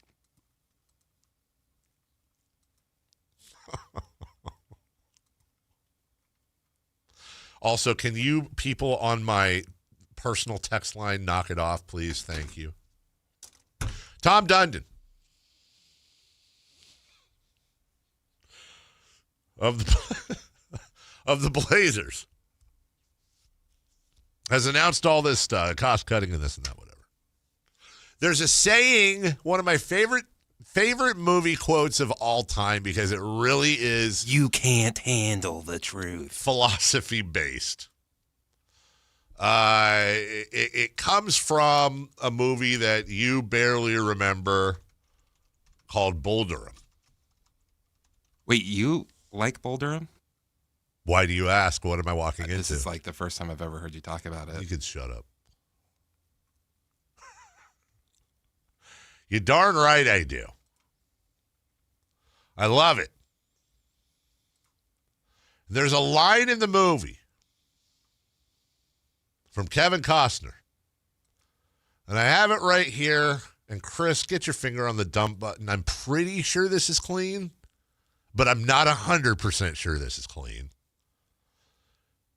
Kevin Costner's Crash Davis, based on a real former minor league player, by the way, is talking to Tim Robbins' Nuke LaLoosh, the up-and-coming lightning-bolted arm pitcher for the Durham Bulls, about his shower shoes. Memphis Jets of love. Hey, Crash. Does that mean what I think it means? Okay, you know what? Never mind. I'm just not. I'll watch that in the break. Odds are it has something salacious or wrong or sweary in there. But here's what is said. Crash Davis is looking at Nuke LaLoosh on the, he's getting a massage. He's on the massage table in the clubhouse. And he says, hey, meat, which is what he called him. Hey, meat, your shower shoes have fungus on them. To which Tim Robbins' character basically is like, so? And he says, when your shower shoes have fungus on them and you're in the minor leagues, you're a slob. But if you're winning 20 games in the show and your shoes have have fungus on them, you're colorful. And what does that mean? The base of that sentence is when things are going well, when you're being successful, you can justify and get away with just about anything. So let's fast forward. Tom Dundan's the owner of the Portland Trail Blazers. Let's say next year or the year after, Portland is competing for, or God forbid, winning a championship. Do you think anyone in the fan base is going to give a left you-know-what, and if you don't know what, imagine it, about the players not having a room to be massaged in, about checking out early or not late checkout, about whatever he may be, about shirts not being available for the fans for the playoffs? No. They're going to say, this dude cleaned everything up. Memphis Jets of love. All right, relax. This dude cleaned everything up, came in, swung his whistle around, and corrected the course, and that's why we're winning titles. Because Tom Dundan doesn't take no crap. Because the Portland Trail Blazers, they're not soft. They got athletes that want to play for the name on the front of the shirt. I don't care about a playoff shirt. I'm going to go buy my NBA champion shirt. I'll pay good money for it. Point being, if they're successful, Tom Dundan's a genius and a great owner, and everyone loves him. But if he's not, and they're not successful, which is probably the more likely thing, because the NBA is in many ways controlled by who is lucky enough to get the free agents, to get people to sign with them, et cetera, et cetera.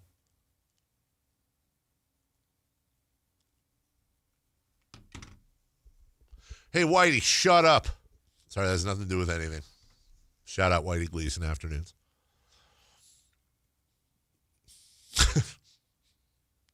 You want me to cut that or no? What, cut Whitey? No, dude. I'm just telling him to relax. No, you saying Whitey shut up? Okay. I don't want you to cut him. As Sactown Tony says in the chat, winning is the best deodorant. Now in the NBA again, players talk to players, and if they're getting fans can sit here all day long and say, they're soft. I'm not expecting you to cry for the players. Yeah, they're soft and spoiled. To a point. Definitely spoiled. But you think, let's bring it home to Sacramento. I want you all to stop right now and think in your head. I want you to come up with one or two criticisms you have about Vivek Ranadive. Let's just all do this together. Close your eyes unless, of course, you're, on a radio show or especially driving. Or maybe just, look at a wall. Just get in your head. What would be your top two complaints about the Kings owner or Kings ownership? Okay, got them. Good. Now, I want you to now imagine the Sacramento Kings are the number 1 seed in the West. They won a they're the Oklahoma City Thunder. They won the championship last year. And they're on their way perhaps to another one this year, and they're set up for the future. Now I want you to think about those complaints you have about ownership. You still have them? Oh, he said 4-on-5. Oh, well, what if 4-on-5 works? Oh, he said Stauskas. Well, Nick Stauskas is 7 years into a Hall of Fame career. Well, they should be like a jazz band. Yeah, well, guess what? They are. They're all working together as a jazz band. History is written by the victors, and if you're good, everything you do is smart. Everything you say is poignant, and you're hailed. Oh, he's too involved in basketball. Really? Is he too involved? Thank God he's involved in basketball because we're winning titles.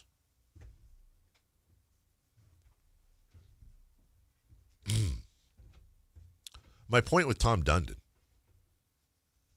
although I do not believe this will be the end of this, I think it's going to be very Ishbia-esque. New owner comes in, smashes around like a bull in a china shop, walks around like a baby giraffe, wants to disrupt, wants to do things differently. And it's actually even worse with Tom Dundan because I've done this before in Carolina. We won a championship. I've done this before. I'll do it again in the NBA. These guys are soft. I come from hockey. I sold used cars for a living. I know how to work hard. I know sales. I know what the customer wants.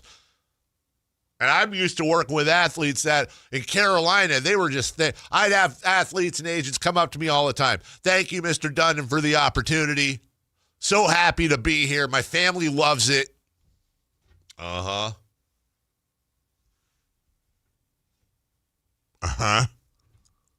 The NBA isn't hockey, dude.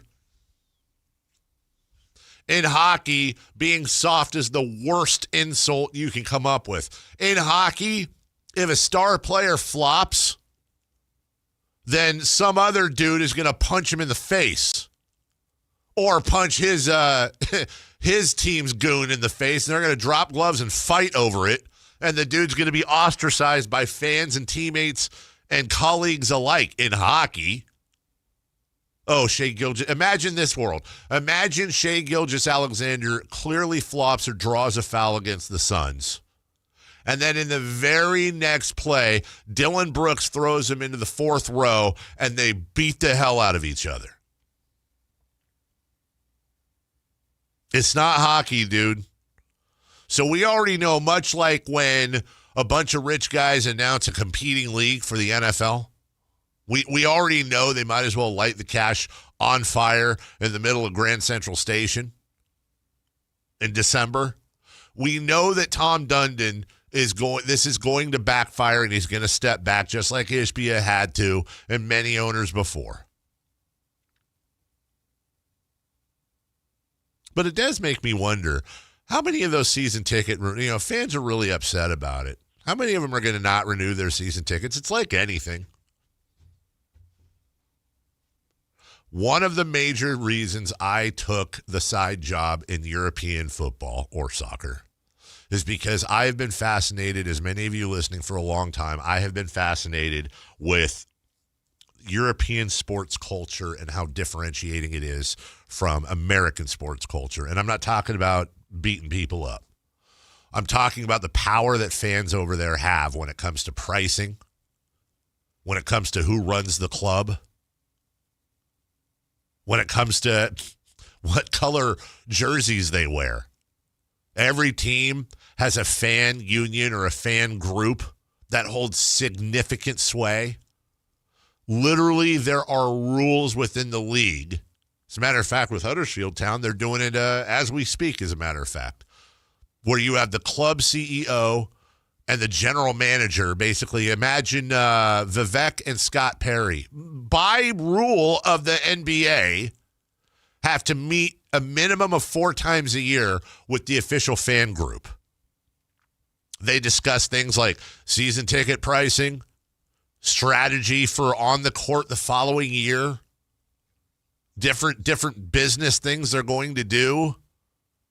And the fans have access to the books. All the fans do. They're published every year, and you can see to the penny, pound, and Deutschmark what's being spent and brought in, what's not being, how much is being paid to players, and how much executives are making.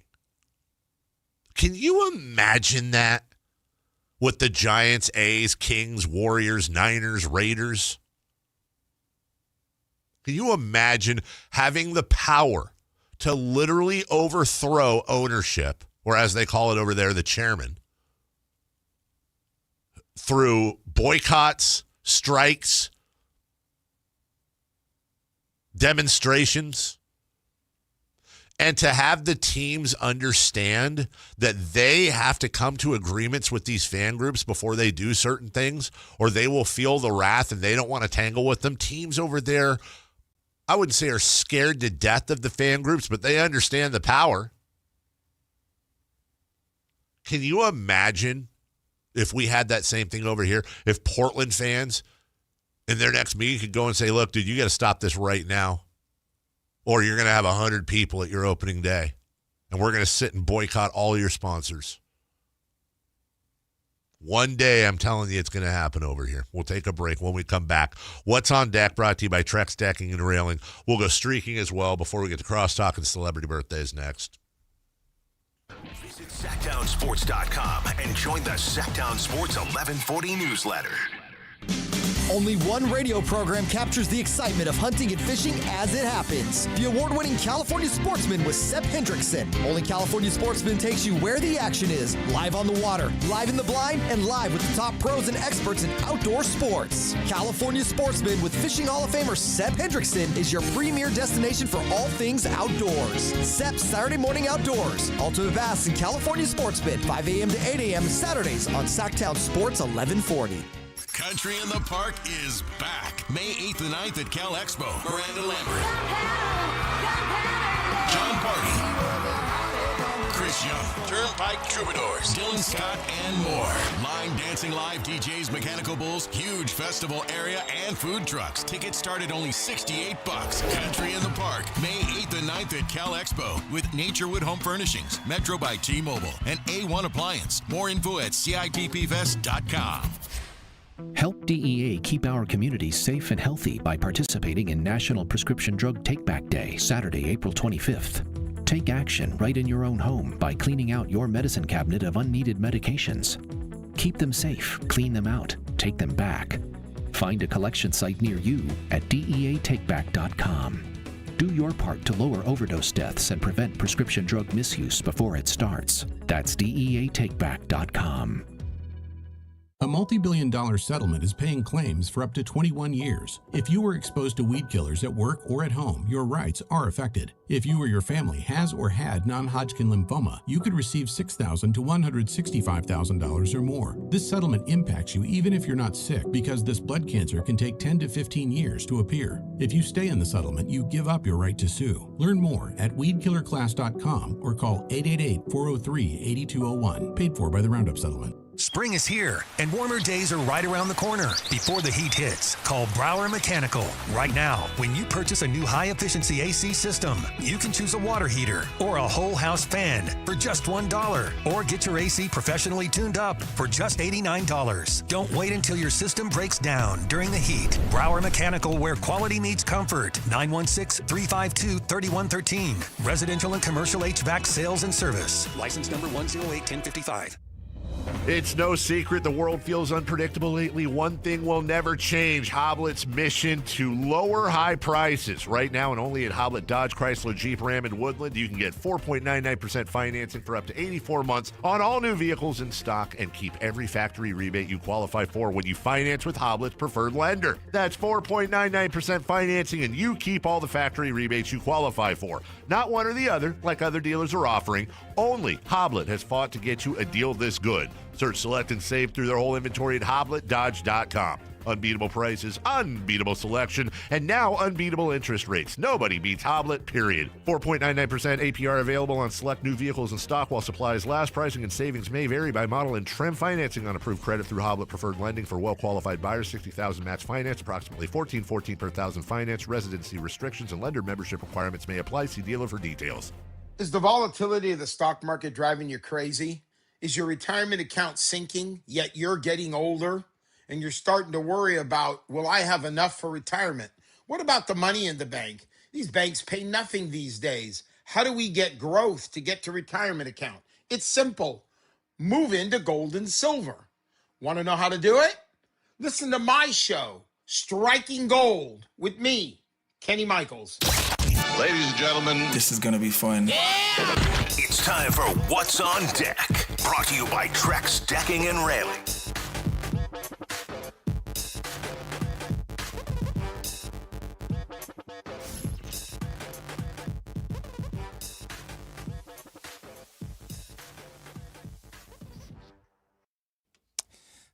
Dave appears to not want to be doing his What's on Deck this week, so I will tell you what is on deck for me this week.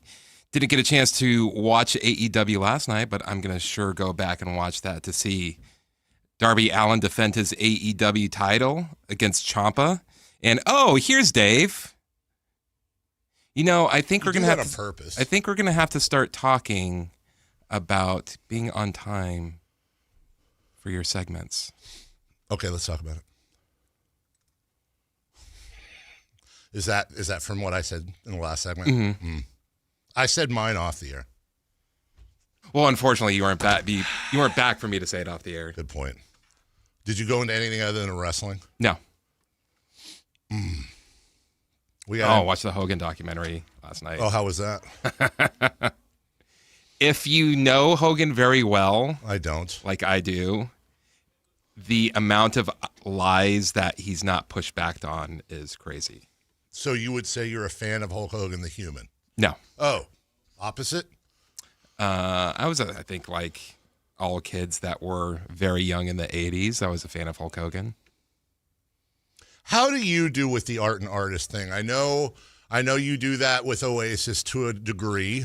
I know they're just like hooligans. I know you do that with your guy Morrissey. To a degree. I don't listen to him anymore. I don't listen to him, but I listen to the Smiths, if that makes it better. How do you, because I know you're probably more likely than that. Like, I can dislike the human and like the art to a point. Everybody has their breaking point. I feel like you probably struggle with that more than I do, as far as leaning more towards, like, I'm done with that person. Yeah, I don't listen to R. Kelly anymore. I was a big Hogan guy growing up when that's when I was a kid and watched wrestling. Hogan, Roddy Piper, Jake the Snake, the DDT, Andre the Giant, Ricky Dragon Steamboat, all those. Oh. Hey.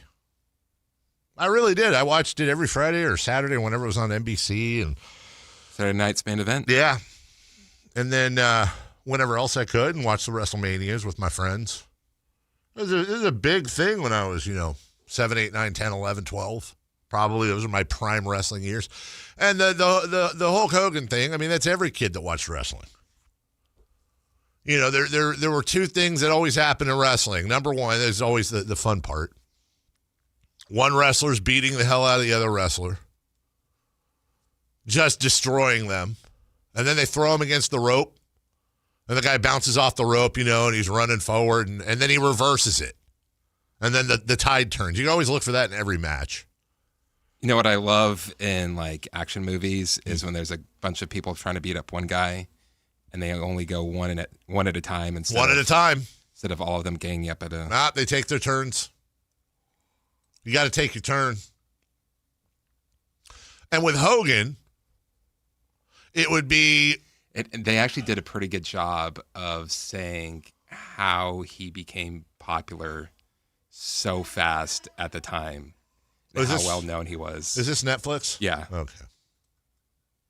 I want to say it was a Roddy Piper Hogan match, but you could apply this to just about any match he was in. Hogan's getting choked out, His arms go limp. He's got to be unconscious. The ref lifts his arm up. It flops down. Lifts it again. It flops down, which I don't know why you wouldn't just call the match then. He's obviously showing you he's unconscious. But he lifts his arm the third time, and the one finger goes in the air. And then magically, Hulk Hogan, the blood would come back to his brain. The oxygen would come back to his system. He'd stand up. He'd break the choke, and he'd go crazy. Maybe the guy punches him in the face, and Hogan just takes it and shakes his head. Doesn't hurt, brother. And then Hogan hulks out. And he wins the match, and everybody's screaming. He hulks up. Hulks up, sorry. Oh, step into a Slim Jim. That was every other Hogan fight, and never got old. Speaking of Netflix, Chris, want to get your opinion on this. Have you seen the new roast they've announced? No. It's a prime rib. It's nice with gravy and potatoes. No, it's the roast of Kevin Hart. May 10th, 5 p.m. Pacific. Who's the host? Shane Gillis. You watching? Probably not. Shane Gillis I got to be real honest. I've come around a bit on Shane Gillis. I went to his show at Golden One. How was it? Hilarious. Yeah, I don't agree with Shane on everything, but I don't need to. He has this. It's one of those things of like when you see someone on tour. Yeah, you're waiting for the special to come out because you want to see it again and if it's different of that. He's got a thing about going with him and his friends and traveling to Notre Dame to watch them, and then them messing with their dad's older friend that passed out in the hotel room. Did that make the special? I don't know. It hasn't come out yet. Because I looked for this a couple weeks ago. I only see one Shane Gillis special on any of the streamings. I see one. No, there's multiple on. Are there? Because when I usually go to a website called justwatch.com. If you go to Netflix, I'm almost positive there's one special, and then he has that show Tires. Unless they've changed it in the last week, it only gave me one. Chris is looking it up right now, so I'm vamping here. We got to go streaking too. We'll do that in a second. Here's the type of draft coverage I like. Who did this? NFL Memes on social media did this. Their 2026 NFL mock draft. At number 1, they have Fernando Mendoza. At number 2, to the Jets, guy that won't ever win a playoff game. At number 3, to the Cardinals, elite talent that will become irrelevant. Going to the Titans at 4, generational running back that won't win anything in Tennessee. Did you get the results on Netflix? Yeah, you're right about the one, but his last one before that is on YouTube. Okay. Oh, it's on YouTube. Okay, because I was looking on the streamers. At number 7, to the Commanders, someone that will be on the IR by week 5. Number 8, to the Saints, somehow more cap space. Going number 9, to Kansas City, someone with a questionable record. Number 10, to the Giants, a box of crayons for Cam Scattaboo.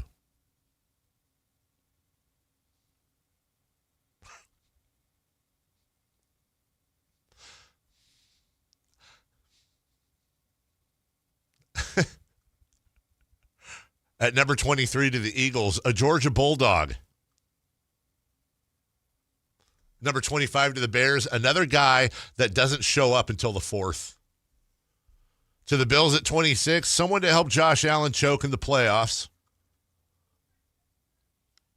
At number 27, an EMF wave blocker to the 49ers. The Chiefs with the number 29 pick as well. They get the refs from 2024. That's the type of draft coverage I enjoy. Craig in Wisconsin loved Mr. Wonderful Paul Orndorff. Yeah, that's right. A little too old for me. From the 916, sure, it's 7 through 12.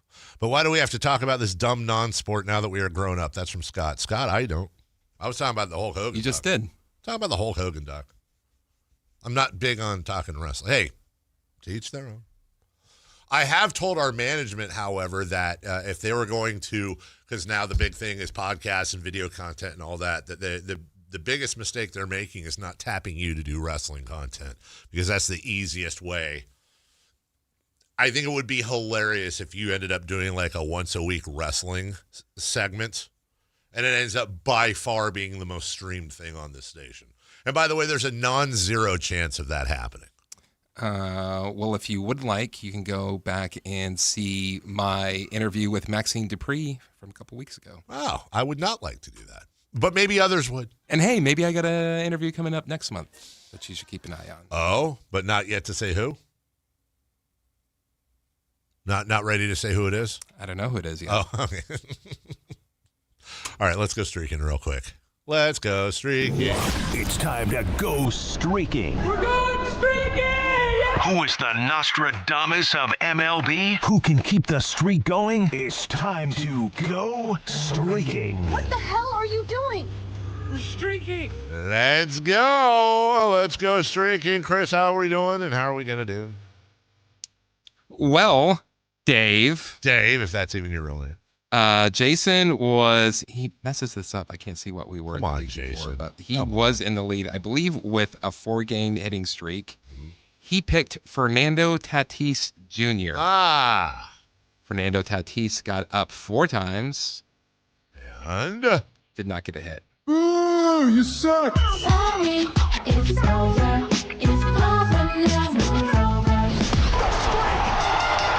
It's over.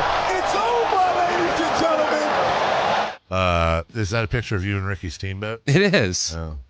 Still looks in great shape. Oh, breaking news from my daughter. I'm going to do it in her voice.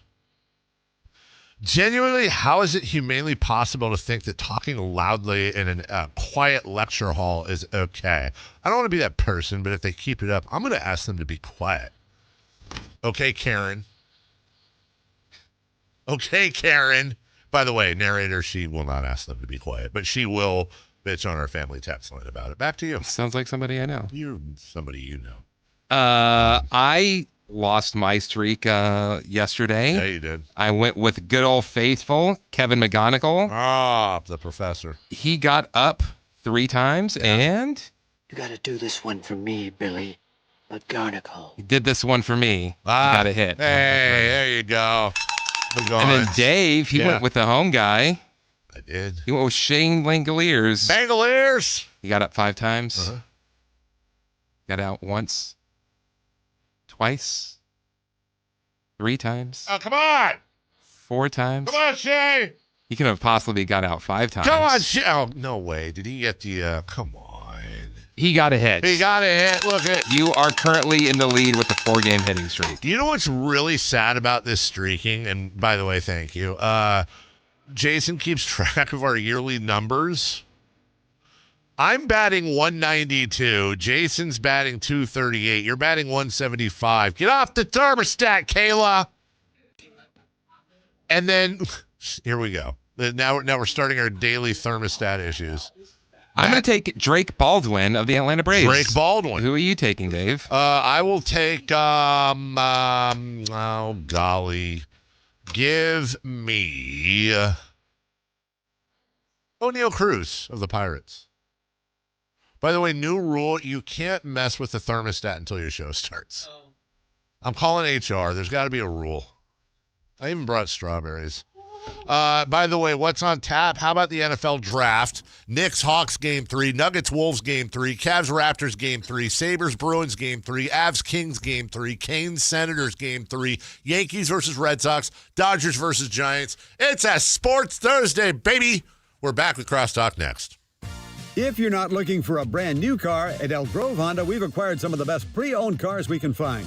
We've kept only the best of our trades, and our buyer has found some of the finest pre-owned Hondas available in Northern California. You can see for yourself at elkgrovehonda.com. Whether you purchase a brand new Honda or a like-new pre-owned Honda, your car buying experience will be the same. We have the right Honda at the right price. You'll find us in the Elk Grove Auto Mall, Highway 99 and Elk Grove Boulevard. I gotta get an Elk Grove Honda. At Big O, our ProTech Plus warranty offers free flat repairs, replacements, and roadside assistance. So tire trouble is no trouble at all. Now through May 5th, get $50 to $100 instant savings on 4 select in-stock Cooper, Hankook, or selected Pirelli brand tires with installation purchase. Plus, get an extra $50 in rebates when using your Big O Tires and Service credit card. Big O Tires, the team you trust. Installation required. Disposal fees and shop fees extra where permitted. See store for pricing. Eligibility may vary. Not valid with other offers. DQ presents the Blizzard Double Flip Deal. For a limited time, when you buy one Blizzard treat, you get a second for just 99 cents. That's 2 Blizzards, 2 spoons, 2 flavors, and 2 flips. So don't miss out on the Blizzard Double Flip Deal, available only for a limited time and happening now at DQ. Because the only thing better than a Blizzard treat is a second Blizzard treat for just 99 cents. It's a deal to flip for. The Blizzard Double Flip Deal. Get it in the app. Participation may vary. I know that hiring can be challenging. You need someone to match your role perfectly. Well, now you can meet them fast on ZipRecruiter. Build your team, build it sooner. Meet your match on ZipRecruiter. Just head to ZipRecruiter.com/free right now to try it for free. That's ZipRecruiter.com/free. Meet your match on ZipRecruiter. Try it free. I've always wanted to learn French, but the app I tried didn't help. If you want to memorize words in another language, there's an app for that. But if you want to really learn another language, there's Babbel. Babbel was designed by over 200 language learning experts to be the most effective way to learn another language. With other language learning apps, I was just playing games. I wasn't really learning. Babbel's different. Every time I open the app, I can choose to work on my writing, speaking, or listening. And it saves my mistakes for me to review, so I'm constantly improving. Babbel feels like it was created intentionally by people who really know what you need to learn another language. Before Babbel, I thought I just wasn't good with languages. But now I'm speaking French. Tout ça, c'est grâce à Babbel. Want to really learn another language? Save up to 50% on your Babbel subscription when you sign up at Babbel.com. That's Babbel.com to save up to 50%. Babbel.com. Golf to Go is brought to you by the Hagen Oaks Golf Super Shop. Here's Frank LaRosa. We are fortunate in Northern California to have weather that allows us to play golf year-round. On the other hand, that's a lot of time to be exposed to the sun's harmful rays, so just remember to apply the sunscreen.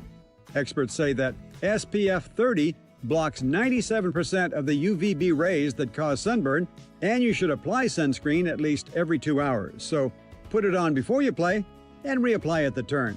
Apply it evenly and thoroughly. When you use a spray, don't step into the spray because you won't be putting it on evenly.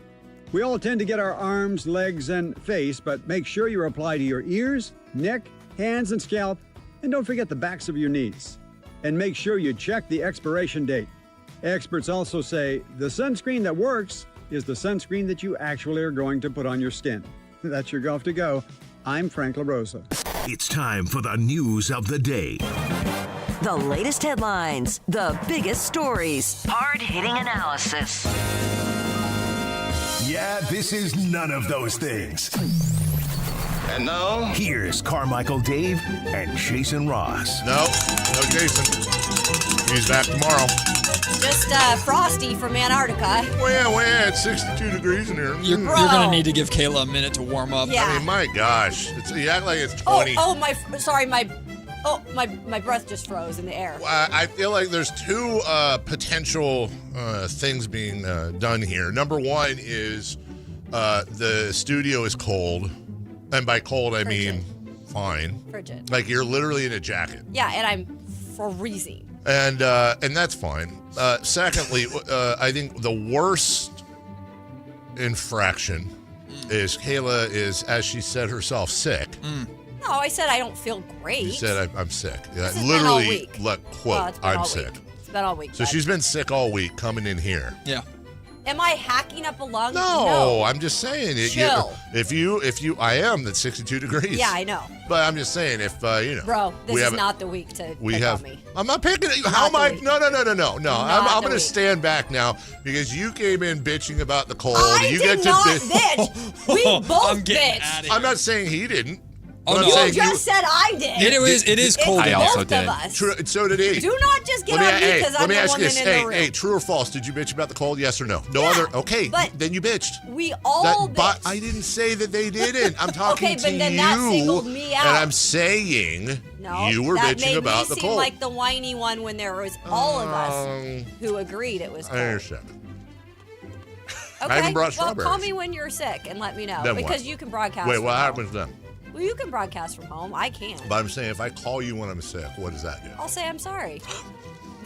I mean, this is how I've been my whole career. I don't, unless I'm on my deathbed. I'm not saying don't come in. I'm saying I've never, ever just been like, I'm sick. Yeah. That's not how I am. I thought COVID taught us that we should be doing that. Thank you, Christopher. The first time I'm sick, I'm for sure calling and saying I'm sick. Wah.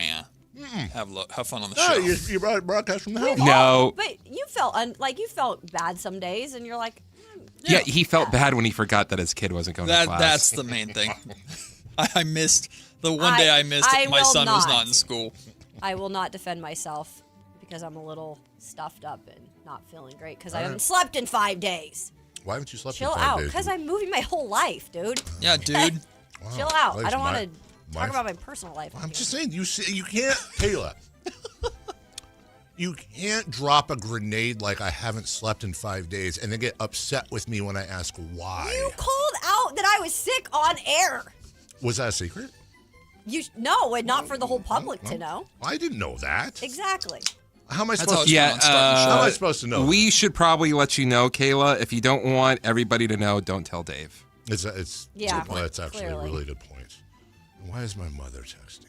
Probably because she's telling you you're being rude. No, she's oh God, it's my daughter. My daughter is upset that somebody's talking loudly in a lecture hall. So she texted you about it? She's telling Out of all people, Yeah, do something about it, Dad. It's the family text line. What is the voice, Chris? Daddy. See, it's who's being picking too on who loud, now? Daddy. Yeah, damn straight. You opened up Pandora's box. All right, Celebrity Birthdays brought to you by Crumble Cookies. But before that, what? Oh, caller number. Pick a number, Kayla. 7. Caller number 7 at 1-800-920-1140. You get a pair of tickets to go see the A's and Royals, Sutter Health Park, a week from today. That's next Thursday.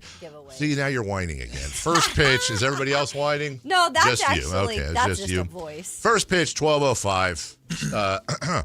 Step into a Royal matchup as the Royals make their way to West Sacramento. 1-800. you should be into that real match. 920. That's wrestling. 1140. Wrestling. Hey, today's the NFL draft. It is. How into it are you? How do you feel about mock drafts? For the NBA, love them. For the NFL, I get lost quickly. Mine's the opposite. Love the NFL draft. Love the mock drafts. No, the mock drafts. Yeah, I've done I don't even know how many I've done in my life. A lot. I hate mock drafts. They're kind of crazy, but then you feel kind of smart when you get some right. Like, you ever go back through the old, mock draft? Or no, not old mock drafts, which you can do. We did that with Mel Kiper today, who actually nailed the first 7 picks last year in order. did? It was pretty impressive. But you go back through draft grades. Oh, yeah. Oh, draft. Do you know what the average draft grade? We're talking Kiper, Dr. Z, Paul Zimmerman, like all the big ones back then. You know what the average draft grade was for the Raiders the year they drafted Jamarcus Russell? Oh, I'm sure it was high. It was a B+. Wait, when Can we they not drafted bring him? that man up on today? All I'm saying is I'm bringing it up that he may be the biggest bust ever. I can't wait. On a day that you guys are going to draft a quarterback with the 1 pick, it's interesting how the draft grades. Can't wait to tune into the broadcast today when the Raiders are on the clock, and it's the first thing they're going to talk about. Hey, remember Jamarcus Russell? Is Fernando Mendoza going to shed that shadow? I think he will. Yeah, he's going to. But then again, The savior is here. Everybody thought that about Jamarcus Russell. No. My point is, nobody knows anything. Yeah. They don't know anything. True. They're guessing. Tom Brady knows all. You know, my deal is this. Anything in media, if you knew what you were talking about when it comes to drafts, you'd be in the front office. Some of them I feel like Have a Daniel couple of them. Jeremiah probably could. What's his face? Who made the move for a while? John Hollinger was in the Grizzlies front office for a while. I don't know if that worked out or not. But. Louis Reddick it was in the front office. Didn't he probably come from the front office? Yeah, and probably could go back. Yeah, to that's front office. I think that's He's different. really good. If you come from the front office into media, that I think is a different I think topic. we forget it though, because he wasn't there for that long before he came to ESPN. So Celebrity birthdays brought to you by Crumble Cookies. Hey, you tried the new Crumble brownies. Dip them in chocolate, dip them in sprinkles, eat them. There's still. Did you get any I just from had yesterday? I had the second There's one left. I got one when Crumble Chris was here downstairs. I got to try it. Because Alan, I know, was going crazy when he walked in. No way. Alan was going after the Crumble. Because we didn't really eat any of them. He said on the air yesterday. What? Playing baseball, I'm a quote team player, and it's like, whoa, I'm not that guy. Oh. What He said he wasn't. I know this is gonna make me mad. He's not a team player. What was here. his insinuation? For was he saying I'm a team player? Nobody. Okay, let me just ask you this: is this like he was talking about as a baseball player? Okay, but was this like we were hoarding interviews at media day type of comments? No. This was. He didn't realize that he was saying. I this. gotcha. Okay. Alan accused us of hoarding interviews at media. Oh, I remember that. When we literally gave him multiple interviews that were scheduled for us. And then I will do that next This fall. was my favorite part of that whole thing. I want to be able to talk to Keegan Murray before my daughter turns 3. And then I had to remind him that he interviewed Keegan the year before. Why did he want to talk to Keegan Murray before his daughter Because he's friends with his dad. His dad came on the show. Okay. Who's old? George Lopez. Ooh. Dave knows him as Jorge Lopez. I overpronounce. Hey. 68? That's what I was thinking. I'll do 67. 69. Dave is closer. He's 65 years old Thank today. you. Wait, what? I said 60. Happy birthday to. I won. You said 69. No, that's Kayla. I You said said 67. He said 68. Oh, my bad. Whatever. We'll have to go to the tape. Well, then Dave Matt's going to was get like this one right. proclaimed John Cena. How old is John Cena today? Isn't he the lawyer in the Wile E. Coyote movie? He is. How dare you? John Cena. He's also one of the blockers in Blocker. John Cena's 48. What'd you say? John Cena's 48. 47. 49. We do have a correct answer. Carmichael Dave. Wow! John Cena is 49. Happy Nice. birthday today to HBO's John Oliver. Ooh. Also used to be part of the Daily Show. Yep. John Oliver is 58. I'm going to go 56. 55. Do the math. Matt is closer. Wow. How old is John Cena again? 49.